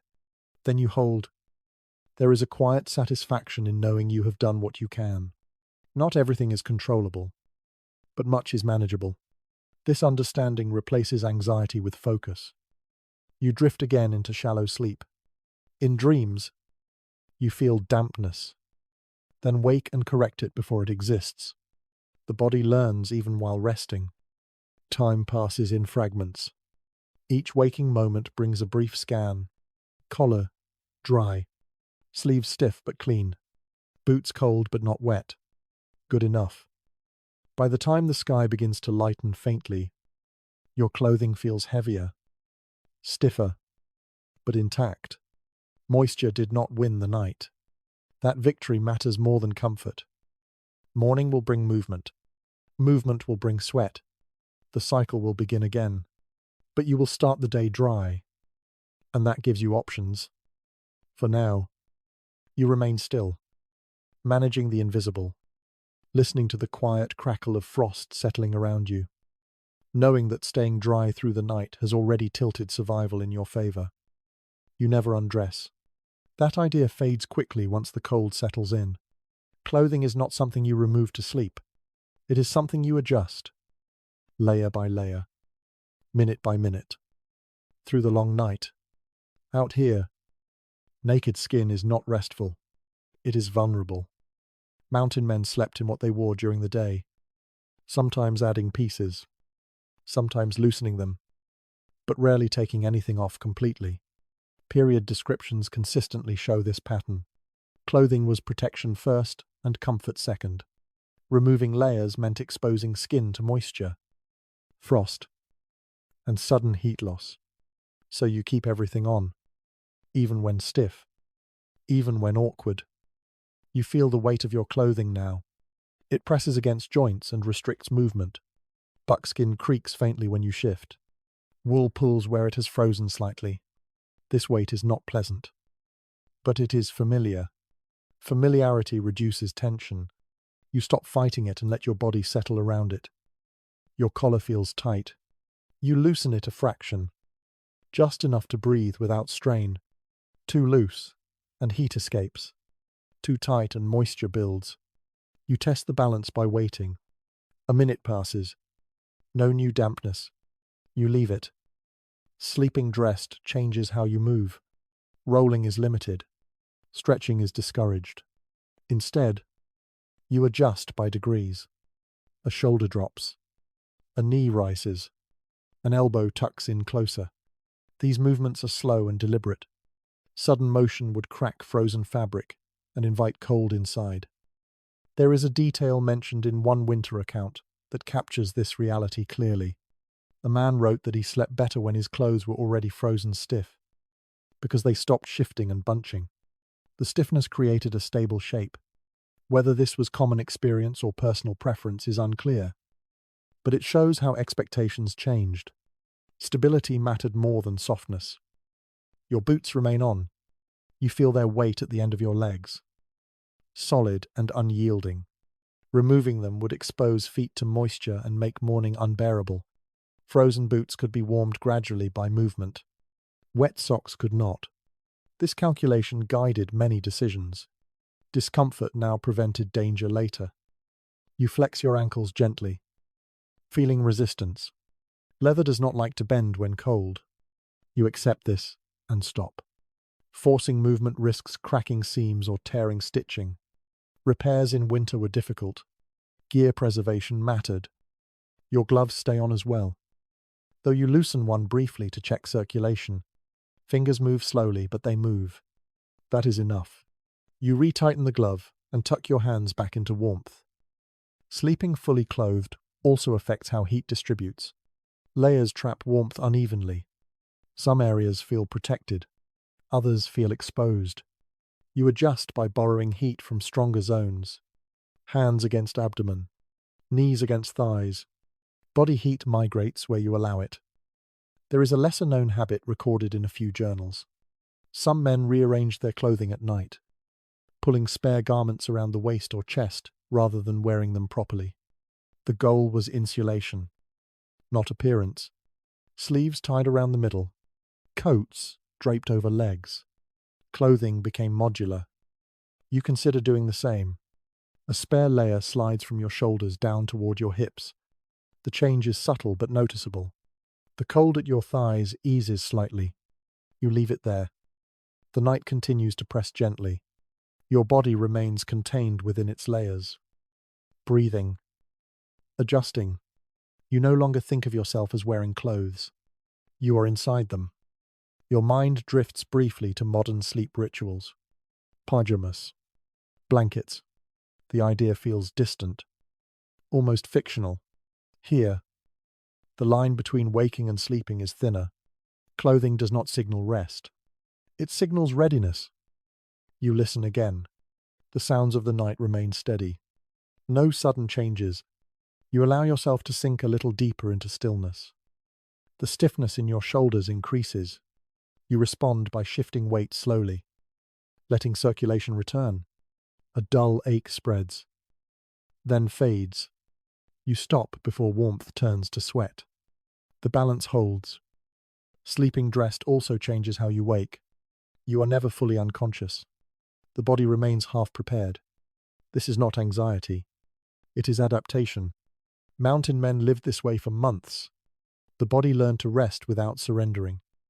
You notice how your breath warms the inside of your collar slightly. You manage this by angling your face again. Moisture control remains constant. There is a quiet discipline in this vigilance. It does not feel heroic. It feels practical. Each decision serves a purpose. Each discomfort is tolerated for a reason. As the night stretches on, you become aware of how little you move now. The system you built earlier has stabilized. Clothing holds shape. Snow holds form. Air remains mostly still. You maintain posture with minimal effort. When you drift into brief sleep, you do so fully clothed, fully layered, fully present. Dreams come lightly and go just as quickly. You wake without confusion, knowing exactly where you are. By the time the sky begins to lighten faintly, your clothing feels heavier, colder, but intact. You have not lost layers. You have not soaked them. That is success. You will rise soon, stiff and slow, but prepared. The night has not undone you. Sleeping dressed, awkward as it felt, has done its quiet work. For now, you remain still, wrapped in fabric and frost, letting the last hours of darkness pass, knowing that staying dressed through the night was never about comfort. It was about continuity. Even as your body settles into stillness, your hands never forget what lies nearby. Tools remain close, not because you expect trouble, but because distance becomes difficult to close when everything is cold. Reaching for something a few inches away can feel like crossing a room, so you arrange your space carefully before sleep, placing what matters within easy reach. Mountain men treated their tools as extensions of themselves, especially at night. Rifles, knives, fire starters, powder horns, and small repair items were not set aside casually. Period descriptions show that men slept with gear positioned deliberately, often touching the body or resting against it. This was not paranoia. It was efficiency.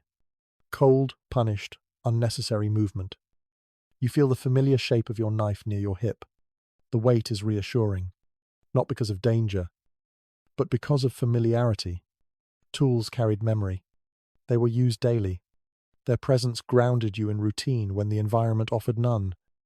Your rifle rests close enough to reach without stretching. You positioned it earlier so snow would not settle into the mechanism. A small adjustment in angle protects it from moisture. Moisture ruins function. Function preserves options. These calculations happen automatically now. There is a detail noted in several winter journals that modern readers often miss. Men slept with tools not only for defense, but to keep them warm. Metal grows brittle in extreme cold. Springs stiffen. Grease thickens. By keeping critical items close to the body, their function improved slightly by morning. That small advantage mattered. You shift carefully, ensuring nothing presses uncomfortably against bone. Tools must be close, but not disruptive. Discomfort leads to movement. Movement leads to heat loss. You adjust once, then leave it. Fire-starting tools are especially protected. Without fire, you cannot melt snow. You cannot thaw frozen fingers. You cannot dry damp clothing. Even if you choose not to light a fire at night, the option must remain. So, flint, teal, steel, and tinder stay near your chest or inside inner layers. This placement appears repeatedly in first-hand accounts. You think briefly of how different this is from modern habits. Phones on nightstands, keys in bowls. Distance feels trivial when rooms are warm. Here, proximity equals preparedness. Everything you might need must be within the small circle of heat you maintain. Your pack remains partly beneath you, partly beside you. It serves multiple roles: insulation, support, storage. If snow shifts or wind rises, you can adjust it without standing. Standing is expensive. There is an interesting note from one trapper who wrote that he slept with his powder horn beneath his arm during storms. He did not explain why, but later mentions imply moisture control. Powder ruined by dampness was useless. Keeping it close preserved it. The body became a drying tool. You notice how your awareness includes these objects even as you rest. You know where everything is without looking. This familiarity reduces anxiety. Searching costs energy. Knowing saves it. Your hands rest near your midsection. Fingers lightly curled. They are close enough to tools to reach them without effort. This posture also keeps hands warm. Dual purpose. Efficiency defines everything here. There is a quiet rhythm to this arrangement. Body, tools, snow, air, all arranged to minimize change. Change is what invites trouble. Stability allows rest. You drift briefly into sleep and wake again with the sense that nothing has moved. That is good. You confirm positions with a small shift of fingers. Knife still there. Rifle unchanged. Fire kit secure. The check takes seconds and settles your mind. Some modern stories exaggerate night attacks and sudden dangers. While these did happen, most nights passed without incident. The real threat was not surprise. It was neglect. Forgetting to protect gear, letting moisture creep in, losing function. Mountain men understood that survival depended as much on tomorrow as tonight. Tools needed to work in the morning. Sleeping arrangements supported that goal. You sleep not just to rest, but to preserve capability. Your breathing remains steady. Your posture holds. Tools stay quiet. Metal against fabric makes no sound when placed correctly. You ensured that earlier, silence matters. You notice the cold pressing again near your lower back. You adjust the pack slightly, sliding it closer. The pressure eases. You stop. Enough. There is a sense of partnership here. You and your tools share the night. They rely on your warmth. You rely on their readiness. This mutual dependence shaped frontier life deeply. Objects were not disposable. They were companions of necessity. You remember a line from a journal where a man described talking to his rifle during long nights. Not out of loneliness, but habit. Tools were addressed like living things. They responded with reliability or failure. Respect mattered. As the night inches toward dawn, the cold sharpens again. Metal stiffens. Leather tightens. You are glad you kept everything close. Morning movement will be hard enough without frozen surprises. You remain still, half awake, half resting, aware of every object within reach. Nothing is wasted. Nothing is forgotten. This attentiveness feels calm rather than tense.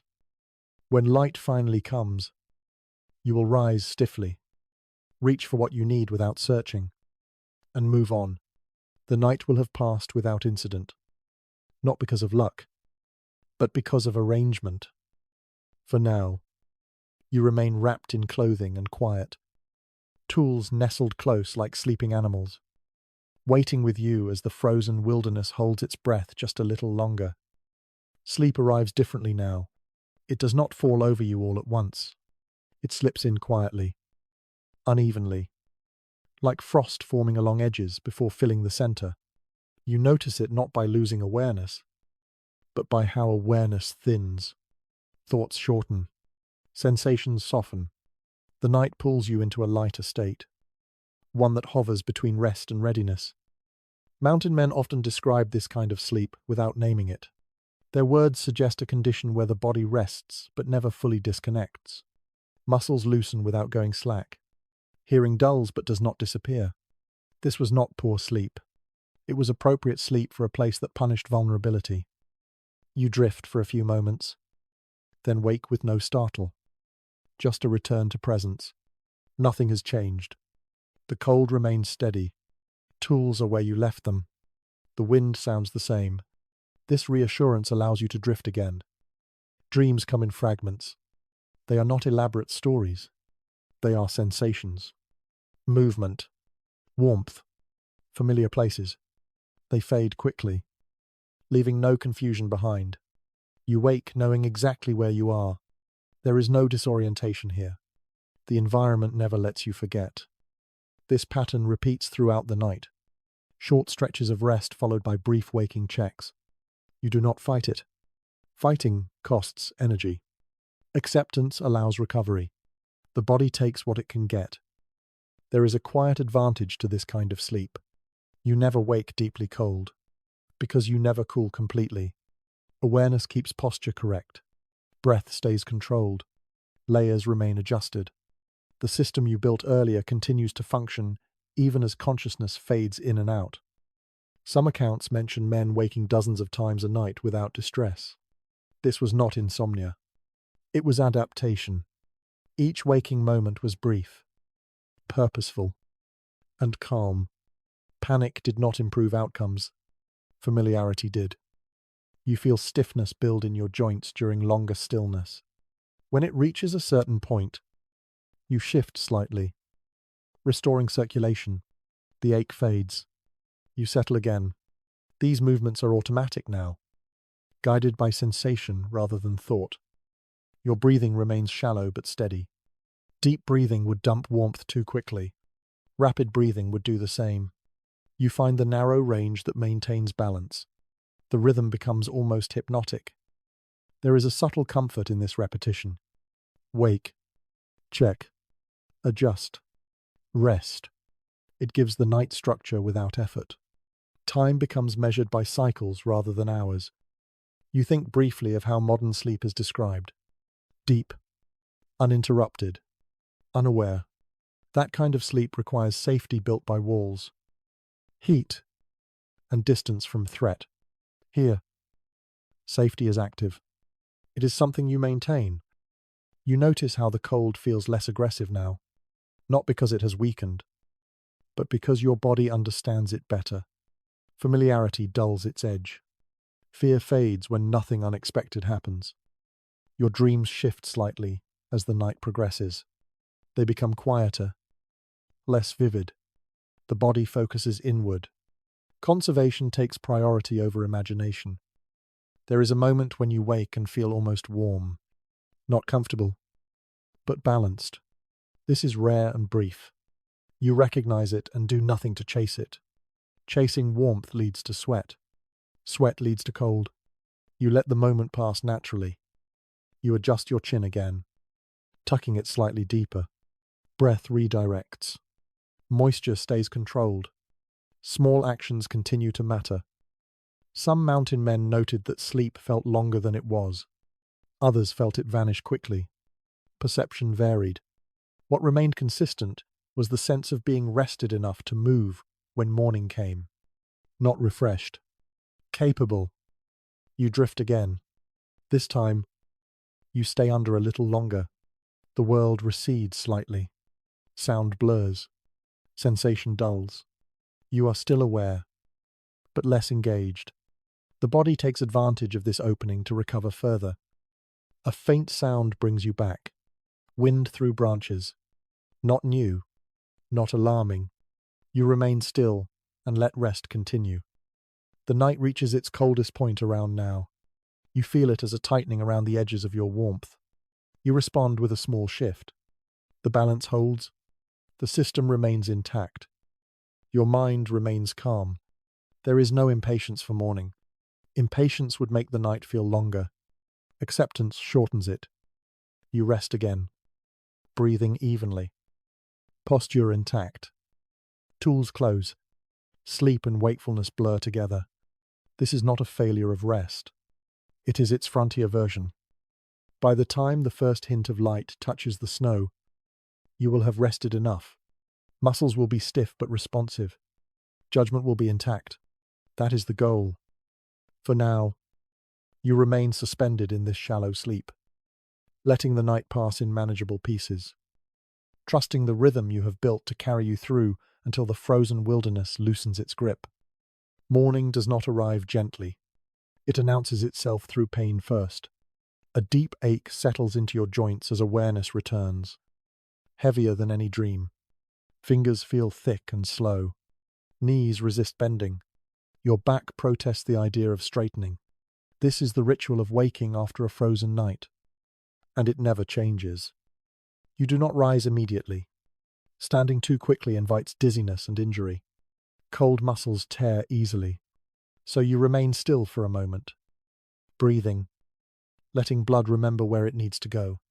This pause appears again and again in winter accounts. Men learn to wake in stages rather than all at once. You begin with small movements. Toes first. You wiggle them inside stiff boots. Not forcing. Just reminding them that the day has started. Sensation returns slowly. A dull pressure that sharpens into discomfort. Then eases again. You wait until it settles before moving on. Next. Fingers. You flex them one by one inside gloves, feeling resistance where leather and fabric have hardened overnight. The stiffness is expected. You do not rush it. A sudden clench could crack frozen seams or strain joints.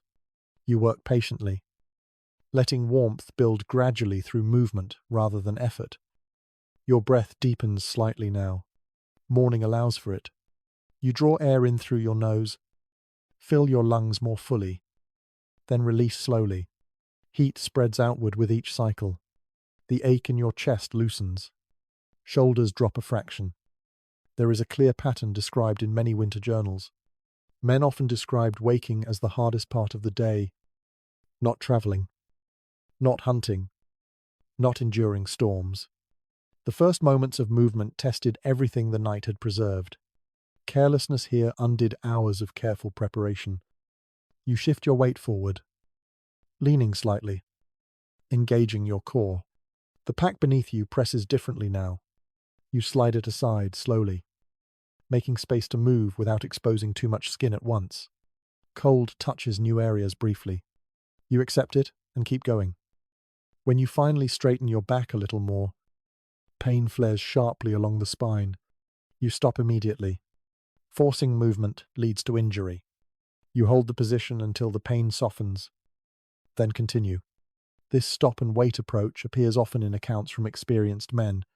It was not weakness. It was survival. You feel blood returning to limbs more fully now. The sensation is unpleasant but reassuring. Tingling replaces numbness. Muscles wake reluctantly. You rotate your ankles slowly, one at a time. Knees follow, bending and straightening in small ranges. Your jaw aches slightly. You unclench it, letting your mouth relax. Teeth chatter briefly, then stop as circulation improves. You control breathing to prevent shivering from escalating. Energy is precious. Standing comes last. You do not spring up. You rise gradually, pushing through legs and hips together, keeping balance. The world tilts slightly. then steadies.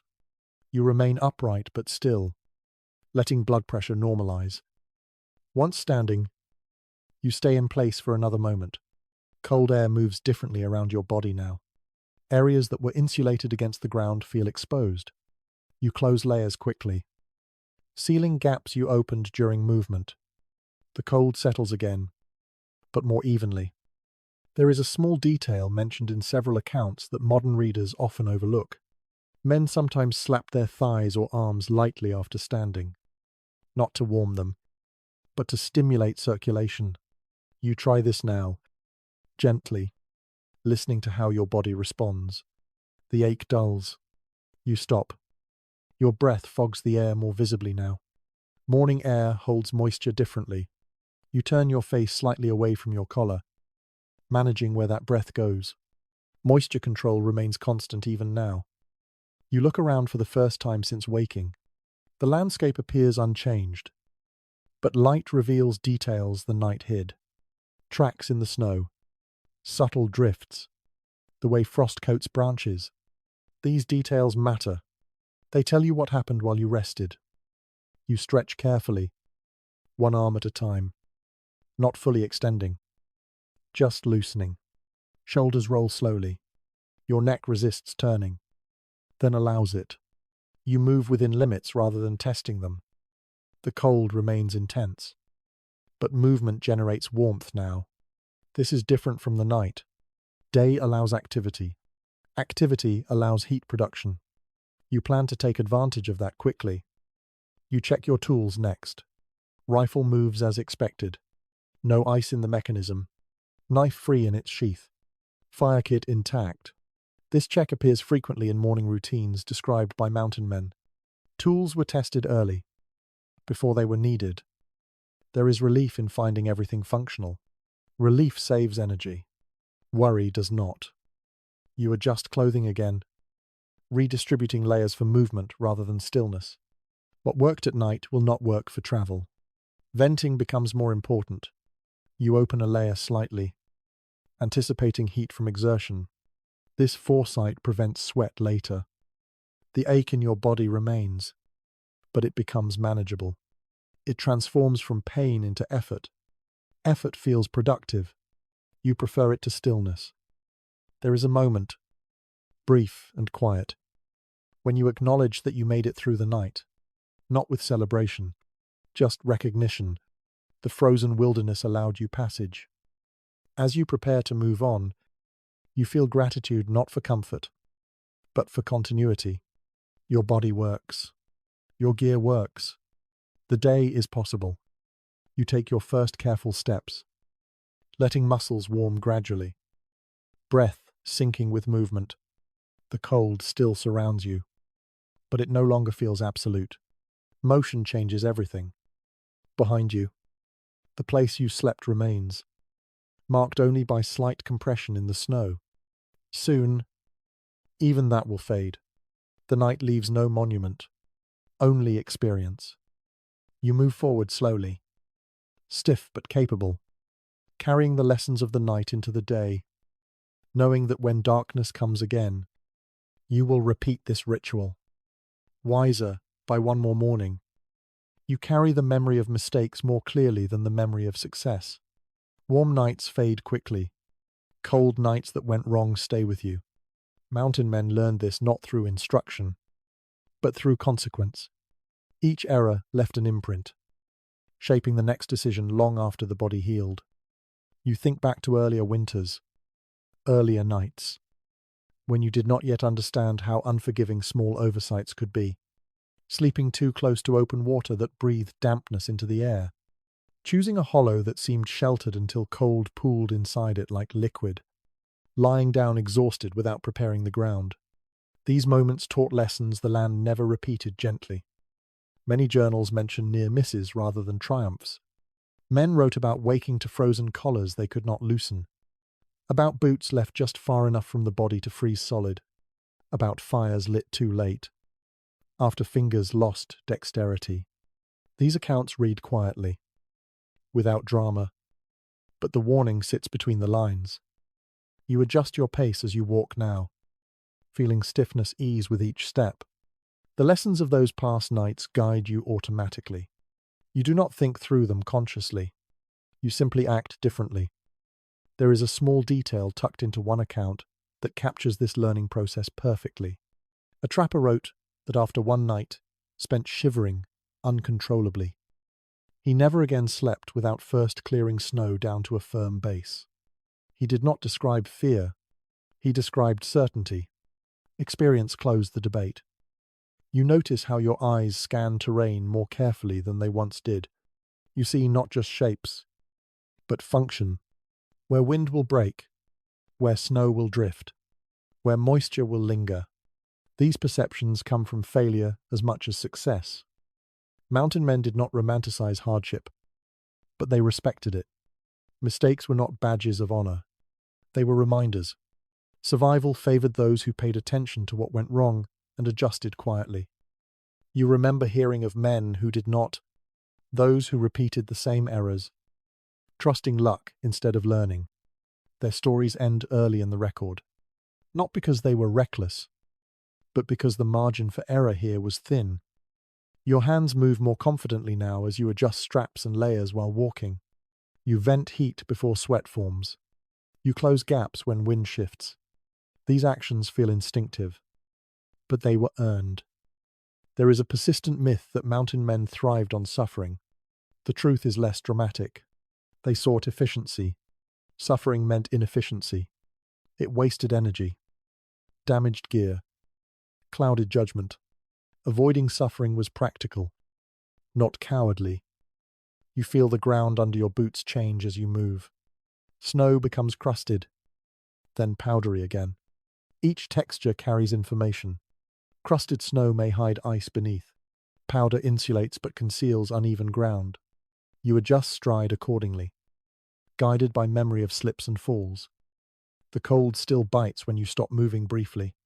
That reminder keeps you attentive. Movement becomes a tool rather than a response. You use it deliberately, warming without sweating, resting without cooling too much. You think of the mistakes that taught others before you. Journals mention men who lost toes because they ignored early numbness, others who slept too warmly and woke soaked in sweat, only to freeze later. These stories circulated quietly, shared without embellishment, because accuracy mattered more than drama. There is a humility that comes from learning this way. You do not assume mastery. You assume adaptation. Conditions change. What worked last night may not work tonight.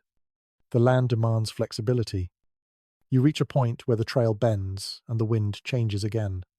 You adjust layers without stopping, hands working efficiently. This ability came from nights spent fumbling with frozen fingers. Failure taught speed.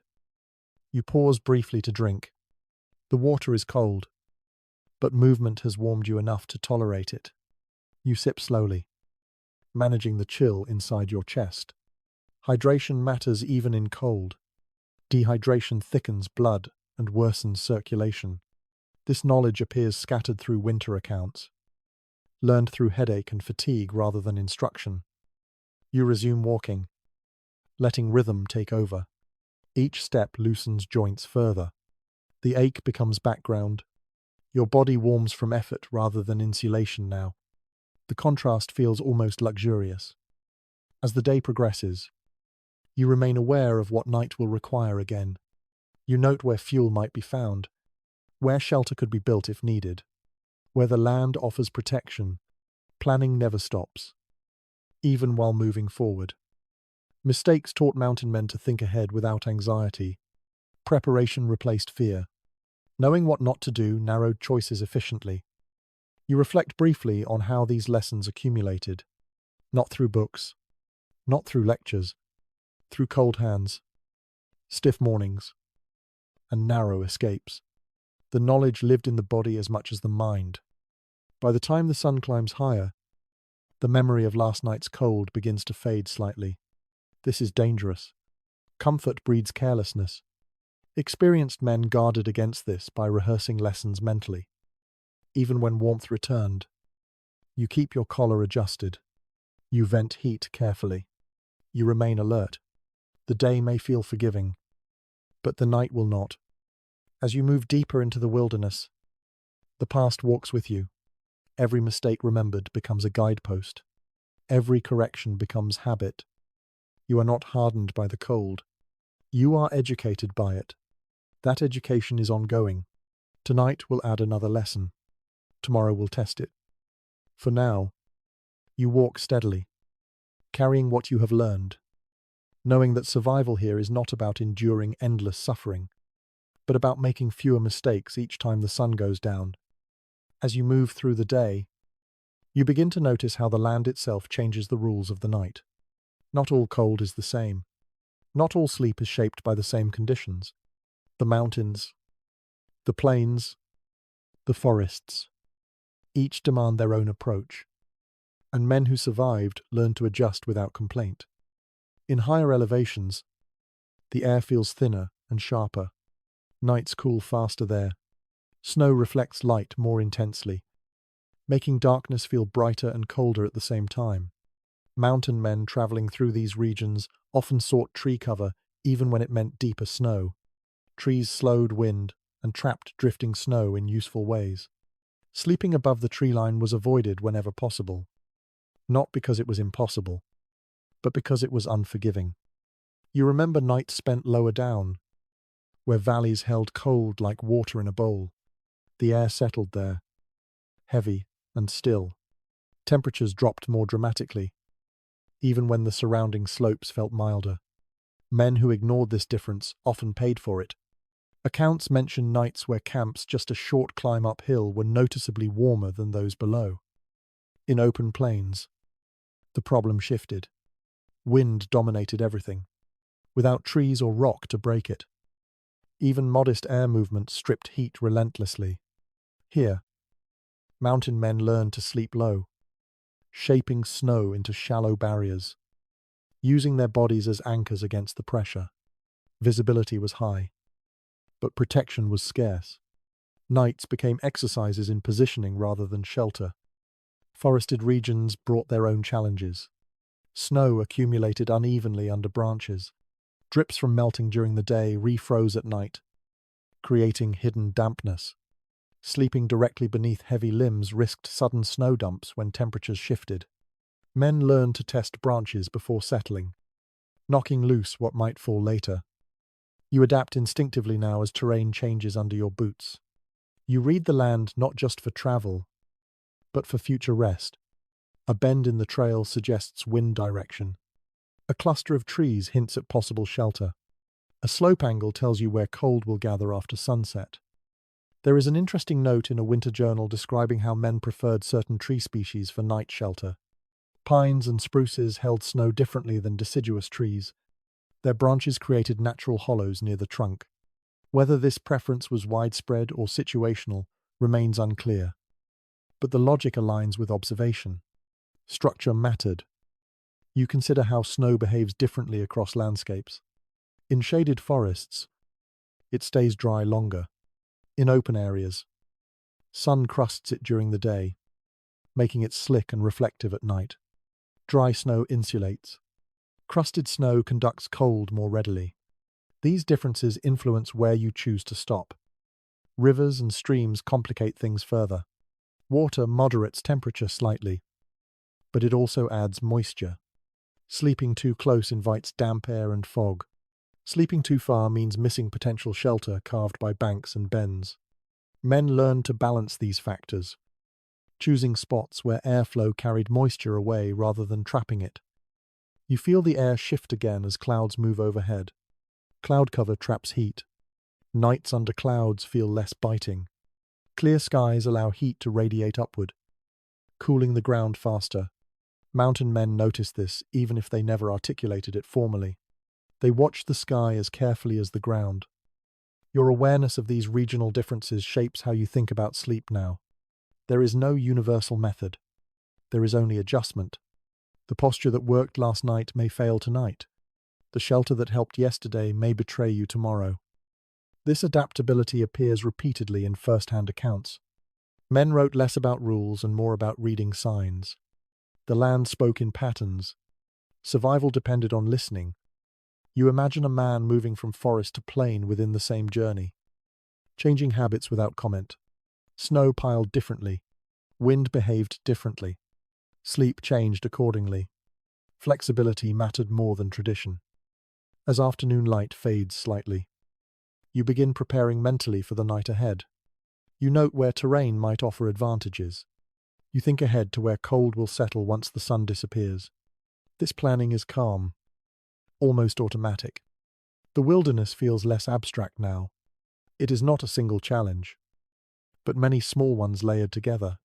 Each landscape adds its own texture to the night. When you finally slow your pace later in the day, you will choose a place based on everything you observed while moving.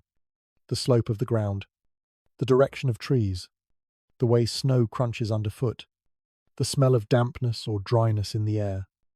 Mountain men learn to sleep differently in different places, not because they wanted to, but because they had to. The land demanded it. Those who listened survived.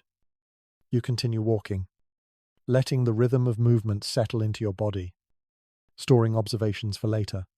The day offers information. The night will test how well you used it. As the sun lowers, you already know that tonight's sleep will not be the same as last night's. And that is as it should be. The frozen wilderness does not reward repetition. It rewards attention. By the time the sun begins to lower again, you are already carrying knowledge that did not exist in the morning. It sits quietly in your posture, in how your eyes move across the land, in how your hands adjust clothing without conscious thought. Some of this knowledge did not come from men like you at all. It came from people who lived here long before fur, to steel, and trade routes ever entered the picture. Mountain men rarely survived their first winters without learning from indigenous peoples. This is not a romantic idea. It is a practical reality recorded in journals, letters, and trading records. Techniques for sleeping in winter, especially without fire, were often borrowed, adapted, and quietly integrated.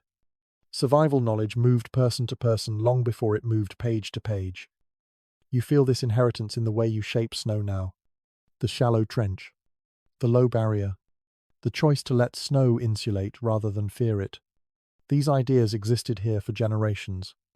They were refined by people who did not have the option to fail and try again the following year. One practice stands out in multiple accounts: the use of natural windbreaks rather than constructed ones. Indigenous groups often relied on land contours, tree placement, and snowdrift patterns rather than heavy shelters. This saved energy and time. Mountain men adopted this approach quickly, especially when traveling light. You also notice how fire is treated differently in this shared knowledge. Fire is valuable, but not constant. It is used when needed, abandoned when risky. The idea that fire must always burn through the night is a modern assumption. Here, fire is a tool, not a companion. There is a quiet humility in this exchange of knowledge. Mountain men did not arrive with superior methods. They arrived with gaps. Those gaps were filled by observation, imitation, and instruction, sometimes offered freely, sometimes traded, sometimes simply watched from a distance and copied later. You imagine a winter evening long ago, where gestures mattered more than words, a hand indicating where to sleep, a foot scuffing snow to show depth, a pause to signal wind direction. These lessons did not require explanation. They required attention. You notice how this borrowed wisdom feels different from trial and error. It feels calmer, more confident. You are not testing theories tonight. You are applying methods proven over lifetimes. There is a subtle shift in how you view the night now. It is not an enemy to be defeated. It is a condition to be understood. This perspective reduces tension. Tension wastes energy. As you begin preparing for sleep again, you work with the land rather than against it. You let the slope guide you. You allow snow to settle where it wants, then shape it gently. You choose trees not by size, but by how their branches move in the wind. The knowledge you carry is layered. Some of it you earned through discomfort. Some of it was shown to you. Together, it forms a system more reliable than stubbornness ever could. There is a tendency in later stories to frame this learning as rugged independence. The reality was interdependence. Survival here was communal. Even when nights were spent alone, knowledge passed silently through observation and repetition. You feel gratitude now, not expressed outwardly, but present. Gratitude for methods that work, for guidance that arrived before desperation, for lessons that did not require loss. As darkness deepens, you settle again into position. The posture feels familiar, but refined. Each small adjustment reflects something learned from others. You do not think about it. Your body remembers. The night air cools steadily. You respond without urgency. Snow becomes insulation again. Clothing becomes structure. Breath becomes measured. All of this feels less like struggle and more like routine. You listen briefly, then allow awareness to soften. This balance, learned and inherited, holds. Sleep comes as it did before, in shallow waves. But this time, it feels steadier. The system is stronger now, not because you are tougher, but because you are better informed. Through the night, small memories surface. A gesture, a technique, a correction made long ago. These memories guide adjustments without waking you fully. By morning, the knowledge will deepen again. The cycle continues. Learning does not stop. It accumulates. For now, you rest within a tradition older than the trails you walk, letting borrowed wisdom carry you through another frozen night in the wilderness. The night stretches longer when you are alone, not because time slows, but because there is no one to share its weight. Isolation settles differently in the cold. It is not loud. It does not announce itself. It arrives quietly, in the spaces between sounds. In the moments when you wake and realize there is no movement nearby but your own. Mountain men knew this feeling well. Weeks could pass without seeing another person. Winter deepened that distance. Travel slowed. Trails vanished under snow. Even rendezvous, once the center of social life, became memories rather than destinations. Sleep happened alone more often than not. You feel the absence now as you rest. No shared warmth, no familiar breathing nearby, just the sound of wind and the subtle creak of trees adjusting to cold. This solitude does not frighten you. It presses inward instead, making you aware of your own thoughts. Your mind wanders more easily when no one else is present. Memories surface uninvited. Faces, voices, the warmth of rooms that exist only in recollection. You let these thoughts pass without clinging to them. Longing wastes energy. Acceptance steadies you. There is a quiet mental discipline described in several winter journals. Men wrote about keeping their thoughts practical at night. Dwelling on comfort or company made the cold feel sharper. Focusing on breath, posture, and small tasks kept the mind occupied and calm. You follow this instinctively now. You count breaths for a while, not as a ritual, just as a way to anchor attention. Inhale, exhale. Each cycle marks time without demanding anything from you. When your mind drifts, you return gently to the rhythm. The loneliness here is not the loneliness of crowds or cities. It is not about being unseen. It is about being unmirrored. There is no one to reflect your presence back to you. The land does not respond emotionally. It responds physically. This can feel heavy if resisted. Mountain men learn to let it be neutral instead. Solitude was neither friend nor enemy. It was a condition, like cold or snow, to be worked with. You notice how isolation sharpens awareness. Sounds feel closer. Sensations feel more distinct. There is no distraction. This heightened attention can become tiring if unchecked. So you allow yourself to soften into it, rather than holding tension. There is an interesting observation in one account where a man wrote that nights alone felt longer, but days alone felt shorter. Without conversation, the mind stayed focused on movement and task. Time compressed during activity and expanded during stillness.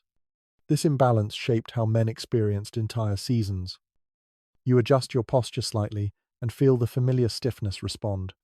The body remains your primary companion here. You listen to its signals carefully.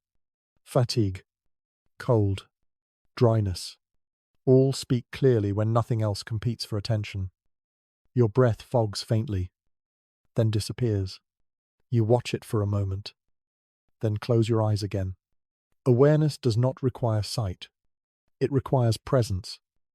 The cold seems to press more insistently when you are alone, not because it has changed, but because there is no shared warmth to soften its edge.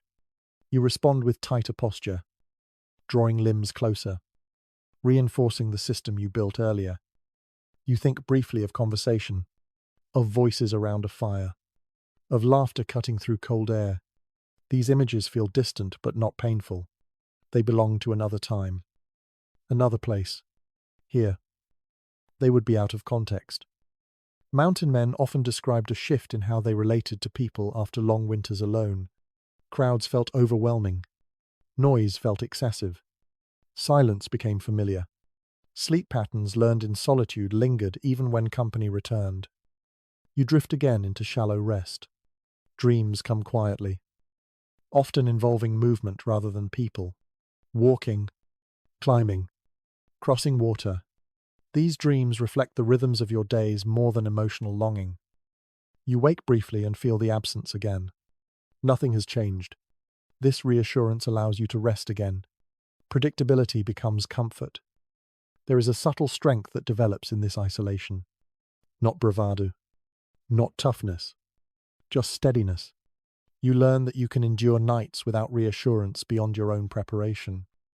The wind shifts slightly, brushing snow against your clothing. You respond without opening your eyes, turning your shoulder, sealing the gap. This responsiveness has nothing to do with loneliness. It is competence. You remain aware of your surroundings, but you do not scan for company. You accept solitude as the default condition. Anything else would be temporary. As the night deepens, the sense of isolation softens. It becomes background. Like the cold, something you acknowledge without engaging. The mind settles into a quieter state. You realize that sleep itself changes when you are alone. It becomes more inward, less anchored to external cues. You wake and rest based on sensation rather than sound. This inward focus conserves energy. It allows longer stretches of rest, not deeper, but more continuous. By the time the coldest hours pass, solitude feels less like absence and more like space. Space to breathe evenly. Space to exist without response. Morning will bring movement again. Movement will bring purpose. Purpose will fill the silence naturally. Until then, you remain alone, but not unsettled, resting within the small circle of warmth you have built, letting the frozen wilderness surround you without demanding anything more. Stories cling to winter the way frost clings to wood. Even when you know better, they surface in the quiet hours, half-remembered and oddly convincing. You have heard them before. Tales of fearless nights, effortless endurance, heroic suffering turned into legend. The cold listens to these stories without comment, then does what it always does. Mountain men themselves rarely wrote the versions people remember. Later voices did that, smoothing edges, brightening danger, turning survival into spectacle. The reality, preserved in personal journals and matter-of-fact letters, was more restrained. Nights were not conquered. They were managed. Comfort was not found. It was postponed. You think about the myth that mountain men slept deeply and soundly after exhausting days. The idea sounds reasonable. Hard work leads to rest. Yet winter accounts tell a different story. Sleep was light, interrupted, practical. Deep unconsciousness was rare and sometimes dangerous. Those who slept too deeply often woke too cold. Another persistent image involves men thriving on misery, as if hardship itself were a goal. But discomfort was never celebrated. It was tolerated only when necessary. Men adjusted constantly to reduce it. Extra effort was spent avoiding suffering, not proving endurance. You recall stories of men wrapping themselves in furs and lying down as if insulated from the world. In truth, furs worked best when dry and loosely arranged. When crushed or damp, they lost much of their value. Sleeping wrapped too tightly often led to sweat, and sweat led to cold later. Many learned this only once. There is also the belief that fire was always present, a blazing companion through every frozen night. The image is comforting, but misleading. Fire demanded fuel, time, and attention. In deep winter, it was often impractical or dangerous. Men chose darkness and cold over exposure and exhaustion. Fire was used sparingly, not sentimentally. You feel how these myths contrast with your own experience tonight. Nothing dramatic has happened. No crisis. No triumph. Just a sequence of small decisions that held together. That is what survival actually looks like. Another misconception involves courage. Later stories frame winter sleep as fearless endurance. Yet journals reveal constant caution. Fear was acknowledged, then set aside through preparation. Courage here meant attention, not bravado. You think of the idea that mountain men lived outside society entirely, disconnected from others. In reality, their knowledge was layered with borrowed wisdom, shared stories, and observed practices. They were not isolated geniuses. They were careful learners. There is a quiet satisfaction in recognizing these myths for what they are. Removing romance does not make the experience smaller. It makes it clearer. The night does not need exaggeration to be demanding. As you lie still, listening to the soft movement of snow, you realize how easily myth creeps in when memory replaces sensation. Cold felt sharper in stories than it did in the moment. Fear felt larger after the fact. Reality, lived carefully, was steadier. You also think of modern assumptions about comfort. That discomfort must be eliminated. That sleep must be perfect to be restorative. Winter nights like this challenge those ideas. Rest does not require perfection. It requires balance. You drift briefly and wake again, aware of your posture, your breath, your layers. Everything remains in place. The system holds. No heroics required. The cold does not care what story you tell about it. It responds only to physics. Air movement, moisture, heat, gravity. Mountain men survived by learning these rules rather than inventing narratives. You allow your mind to quiet further now. The urge to explain fades. Explanation costs energy. Presence does not. As the night deepens toward its final hours, myths lose their grip. Only immediate experience remains. Breath, stillness, cold managed rather than resisted. Morning will bring another opportunity for stories. Around fires, in journals, in memory. But this night will remain what it is. A sequence of choices made quietly and correctly. You rest within that truth, letting the final hours pass without embellishment. Content to know that survival here was never about legend. It was about listening, adjusting, and enduring without spectacle. Fire appears again, but not the way stories promise. It does not roar. It does not conquer the cold. When it comes, it does so cautiously, almost apologetically, as if aware of the trouble it can cause. You remember nights when flame returned briefly, not as comfort, but as a tool used sparingly and then released. Mountain men did light fires in winter, but far less often than later images suggest. When they did, it was usually for a purpose rather than companionship. To dry, damp clothing before it froze solid. To thaw fingers that had lost feeling. To melt snow for water. Once the task was finished, the fire was allowed to die. Sleeping beside open flame was risky. Sparks leapt. Wind shifted. Fuel vanished faster than expected. You recall the careful choreography of those moments. wood gathered earlier in the day, chosen for dryness rather than size. A small pit scraped into snow to keep flame low. Bodies positioned so heat reached hands and feet without encouraging sweat. Everything done deliberately. Even when fire was present, sleep remained light. Flames crackled. Shadows jumped. Heat fluctuated. Too close and moisture built quickly. Too far and the cold returned. Fire demanded attention that sleep could not provide. There is a detail mentioned in several accounts that feels almost counterintuitive. Men often sat beside fire until they felt almost too warm, then stepped away into the cold before sleeping. This allowed moisture to evaporate while the body still held residual heat. Lying down while warm but dry extended comfort longer than falling asleep directly beside flame. You think of how fire changes perception. It creates a false sense of control.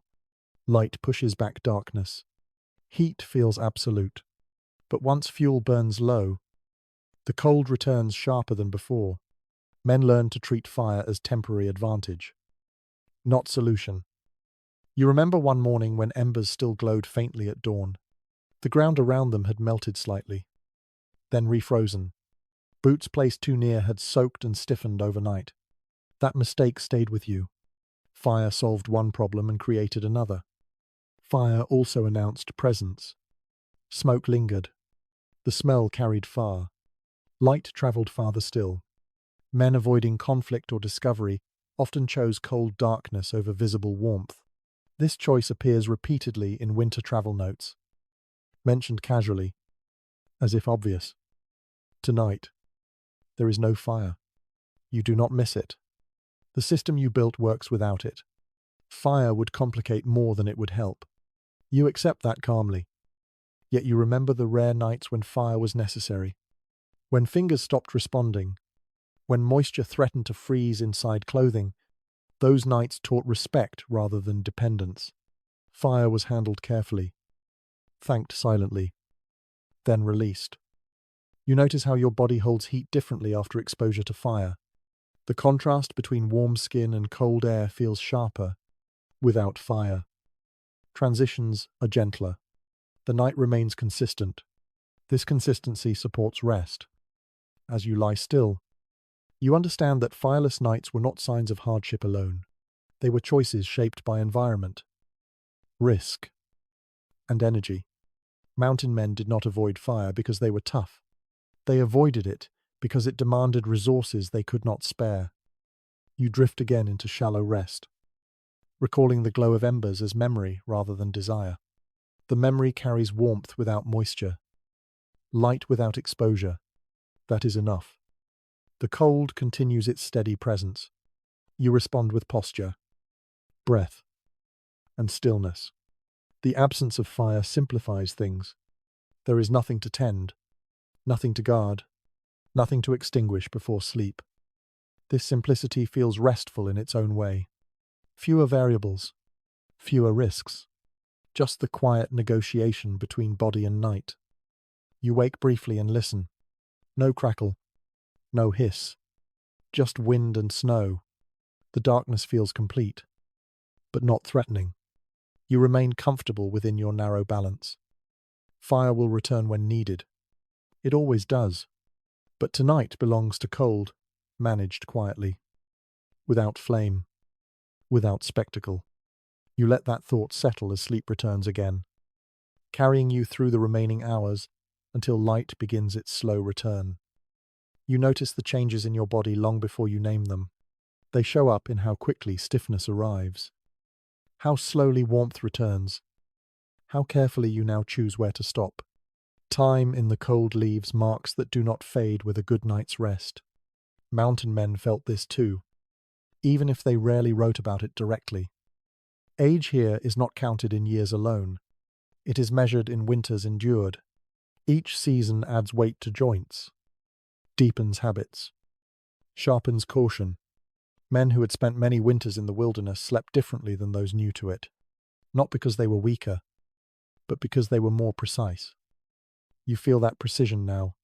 You do not rush preparation anymore. You do not trust impulse. The ground is tested more carefully. Wind direction is checked more than once. Layers are adjusted sooner, not later. Experience has slowed you, but it has also made you efficient. Accounts from later life trappers often mention fewer miles covered each day, but fewer mistakes made at night. This trade favored survival. Younger men pushed farther, took risks, trusted their bodies to recover. Older men conserved energy and planned more carefully. Both approaches appear in the record. But the ones who lasted longest leaned toward caution. You feel the cold settle into your joints faster now. Knees complain earlier. Fingers stiffen sooner. This awareness does not frighten you. It informs you. You respond by stopping earlier, by choosing better shelter, by sleeping in positions that protect rather than challenge your body. There is a small note in one journal from an older trapper who wrote that he no longer slept, stretched out because his back would not forgive it. He preferred upright rest, even when younger men mocked the posture. The next morning, he moved more easily than they did. Experience spoke quietly. You adjust your posture tonight with that same logic. You choose what preserves function over what feels momentarily comfortable. You accept stiffness as information rather than failure. Your hands rest closer to your core now. You know they take longer to warm in the morning. You plan for that. You keep them protected through the night rather than chasing flexibility you will lose anyway. Breathing remains measured. You notice that deep breaths cool you more quickly than they once did, so you keep them steady and shallow, letting warmth build gradually rather than surge and disappear. The night feels longer now, but less uncertain. You have seen many of them.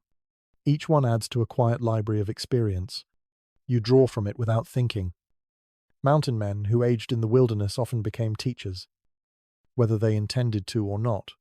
Younger men watched their habits, copied their restraint, learned from their timing. Knowledge transferred without lectures. It lived in example. You remember watching others once, noting how they prepared, how they slept, how they woke. Now you recognize those patterns in yourself. The cycle continues.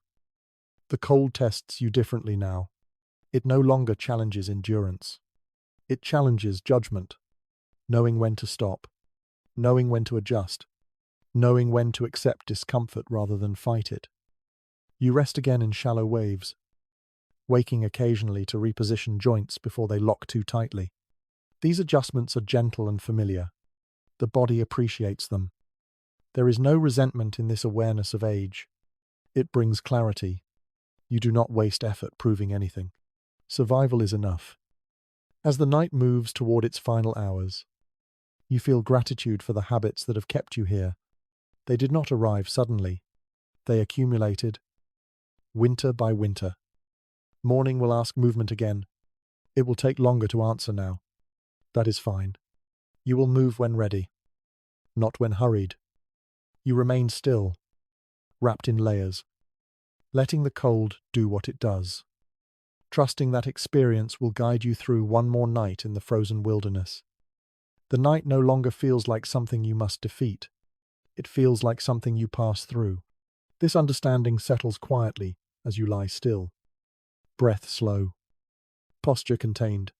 The cold remains present, but it no longer dominates your attention. It has become part of the background, like darkness or silence. You recognize this shift immediately. Earlier nights demanded constant correction. Now, corrections happen with less effort. Your body responds before discomfort grows.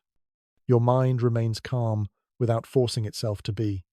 The system holds without constant supervision. Mountain men who survived many winters often describe this stage indirectly. Their words lose urgency. They stop listing problems and start describing conditions. Cold becomes weather rather than threat. Sleep becomes rest rather than struggle. This did not mean danger disappeared. It meant familiarity replaced alarm. You feel the night moving toward its end, not through sight, but through sensation. The cold sharpens slightly, then steadies. The air feels heavier. Sound carries differently. These signs appear before light does. The body notices them first. You remain still, conserving the balance you built. There is no reason to change anything now. Adjustments made earlier continue to work. Snow remains dry. Clothing holds shape. Breath stays controlled. There is a quiet acceptance in this stillness. You are not waiting anxiously for dawn. You know it will come. It always has. This certainty is not optimism. It is experience.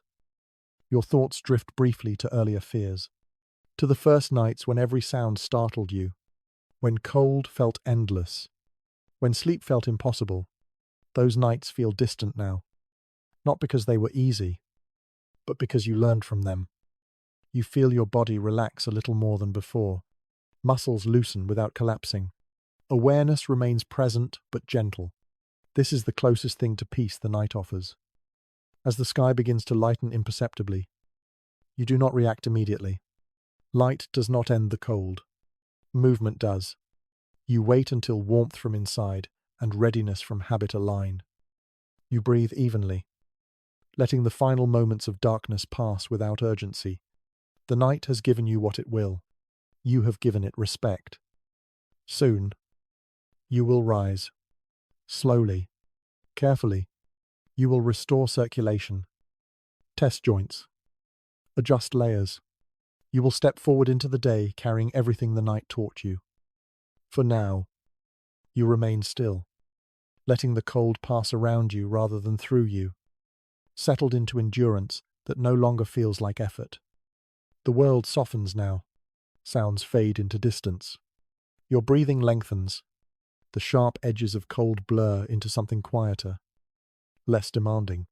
You no longer need to think about posture or breath. Your body knows what to do.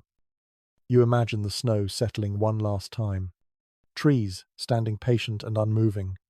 The sky lightening slowly. Gently. Without urgency. Nothing rushes you. Nothing asks for more. You are safe in this moment. Warm enough. Still enough. Calm enough. Let your shoulders drop. Let your jaw loosen. Let the night finish its work without your help. You have done everything you needed to do. Rest here a little longer, wrapped in quiet. As the wilderness exhales and the day prepares to arrive, sweet dreams.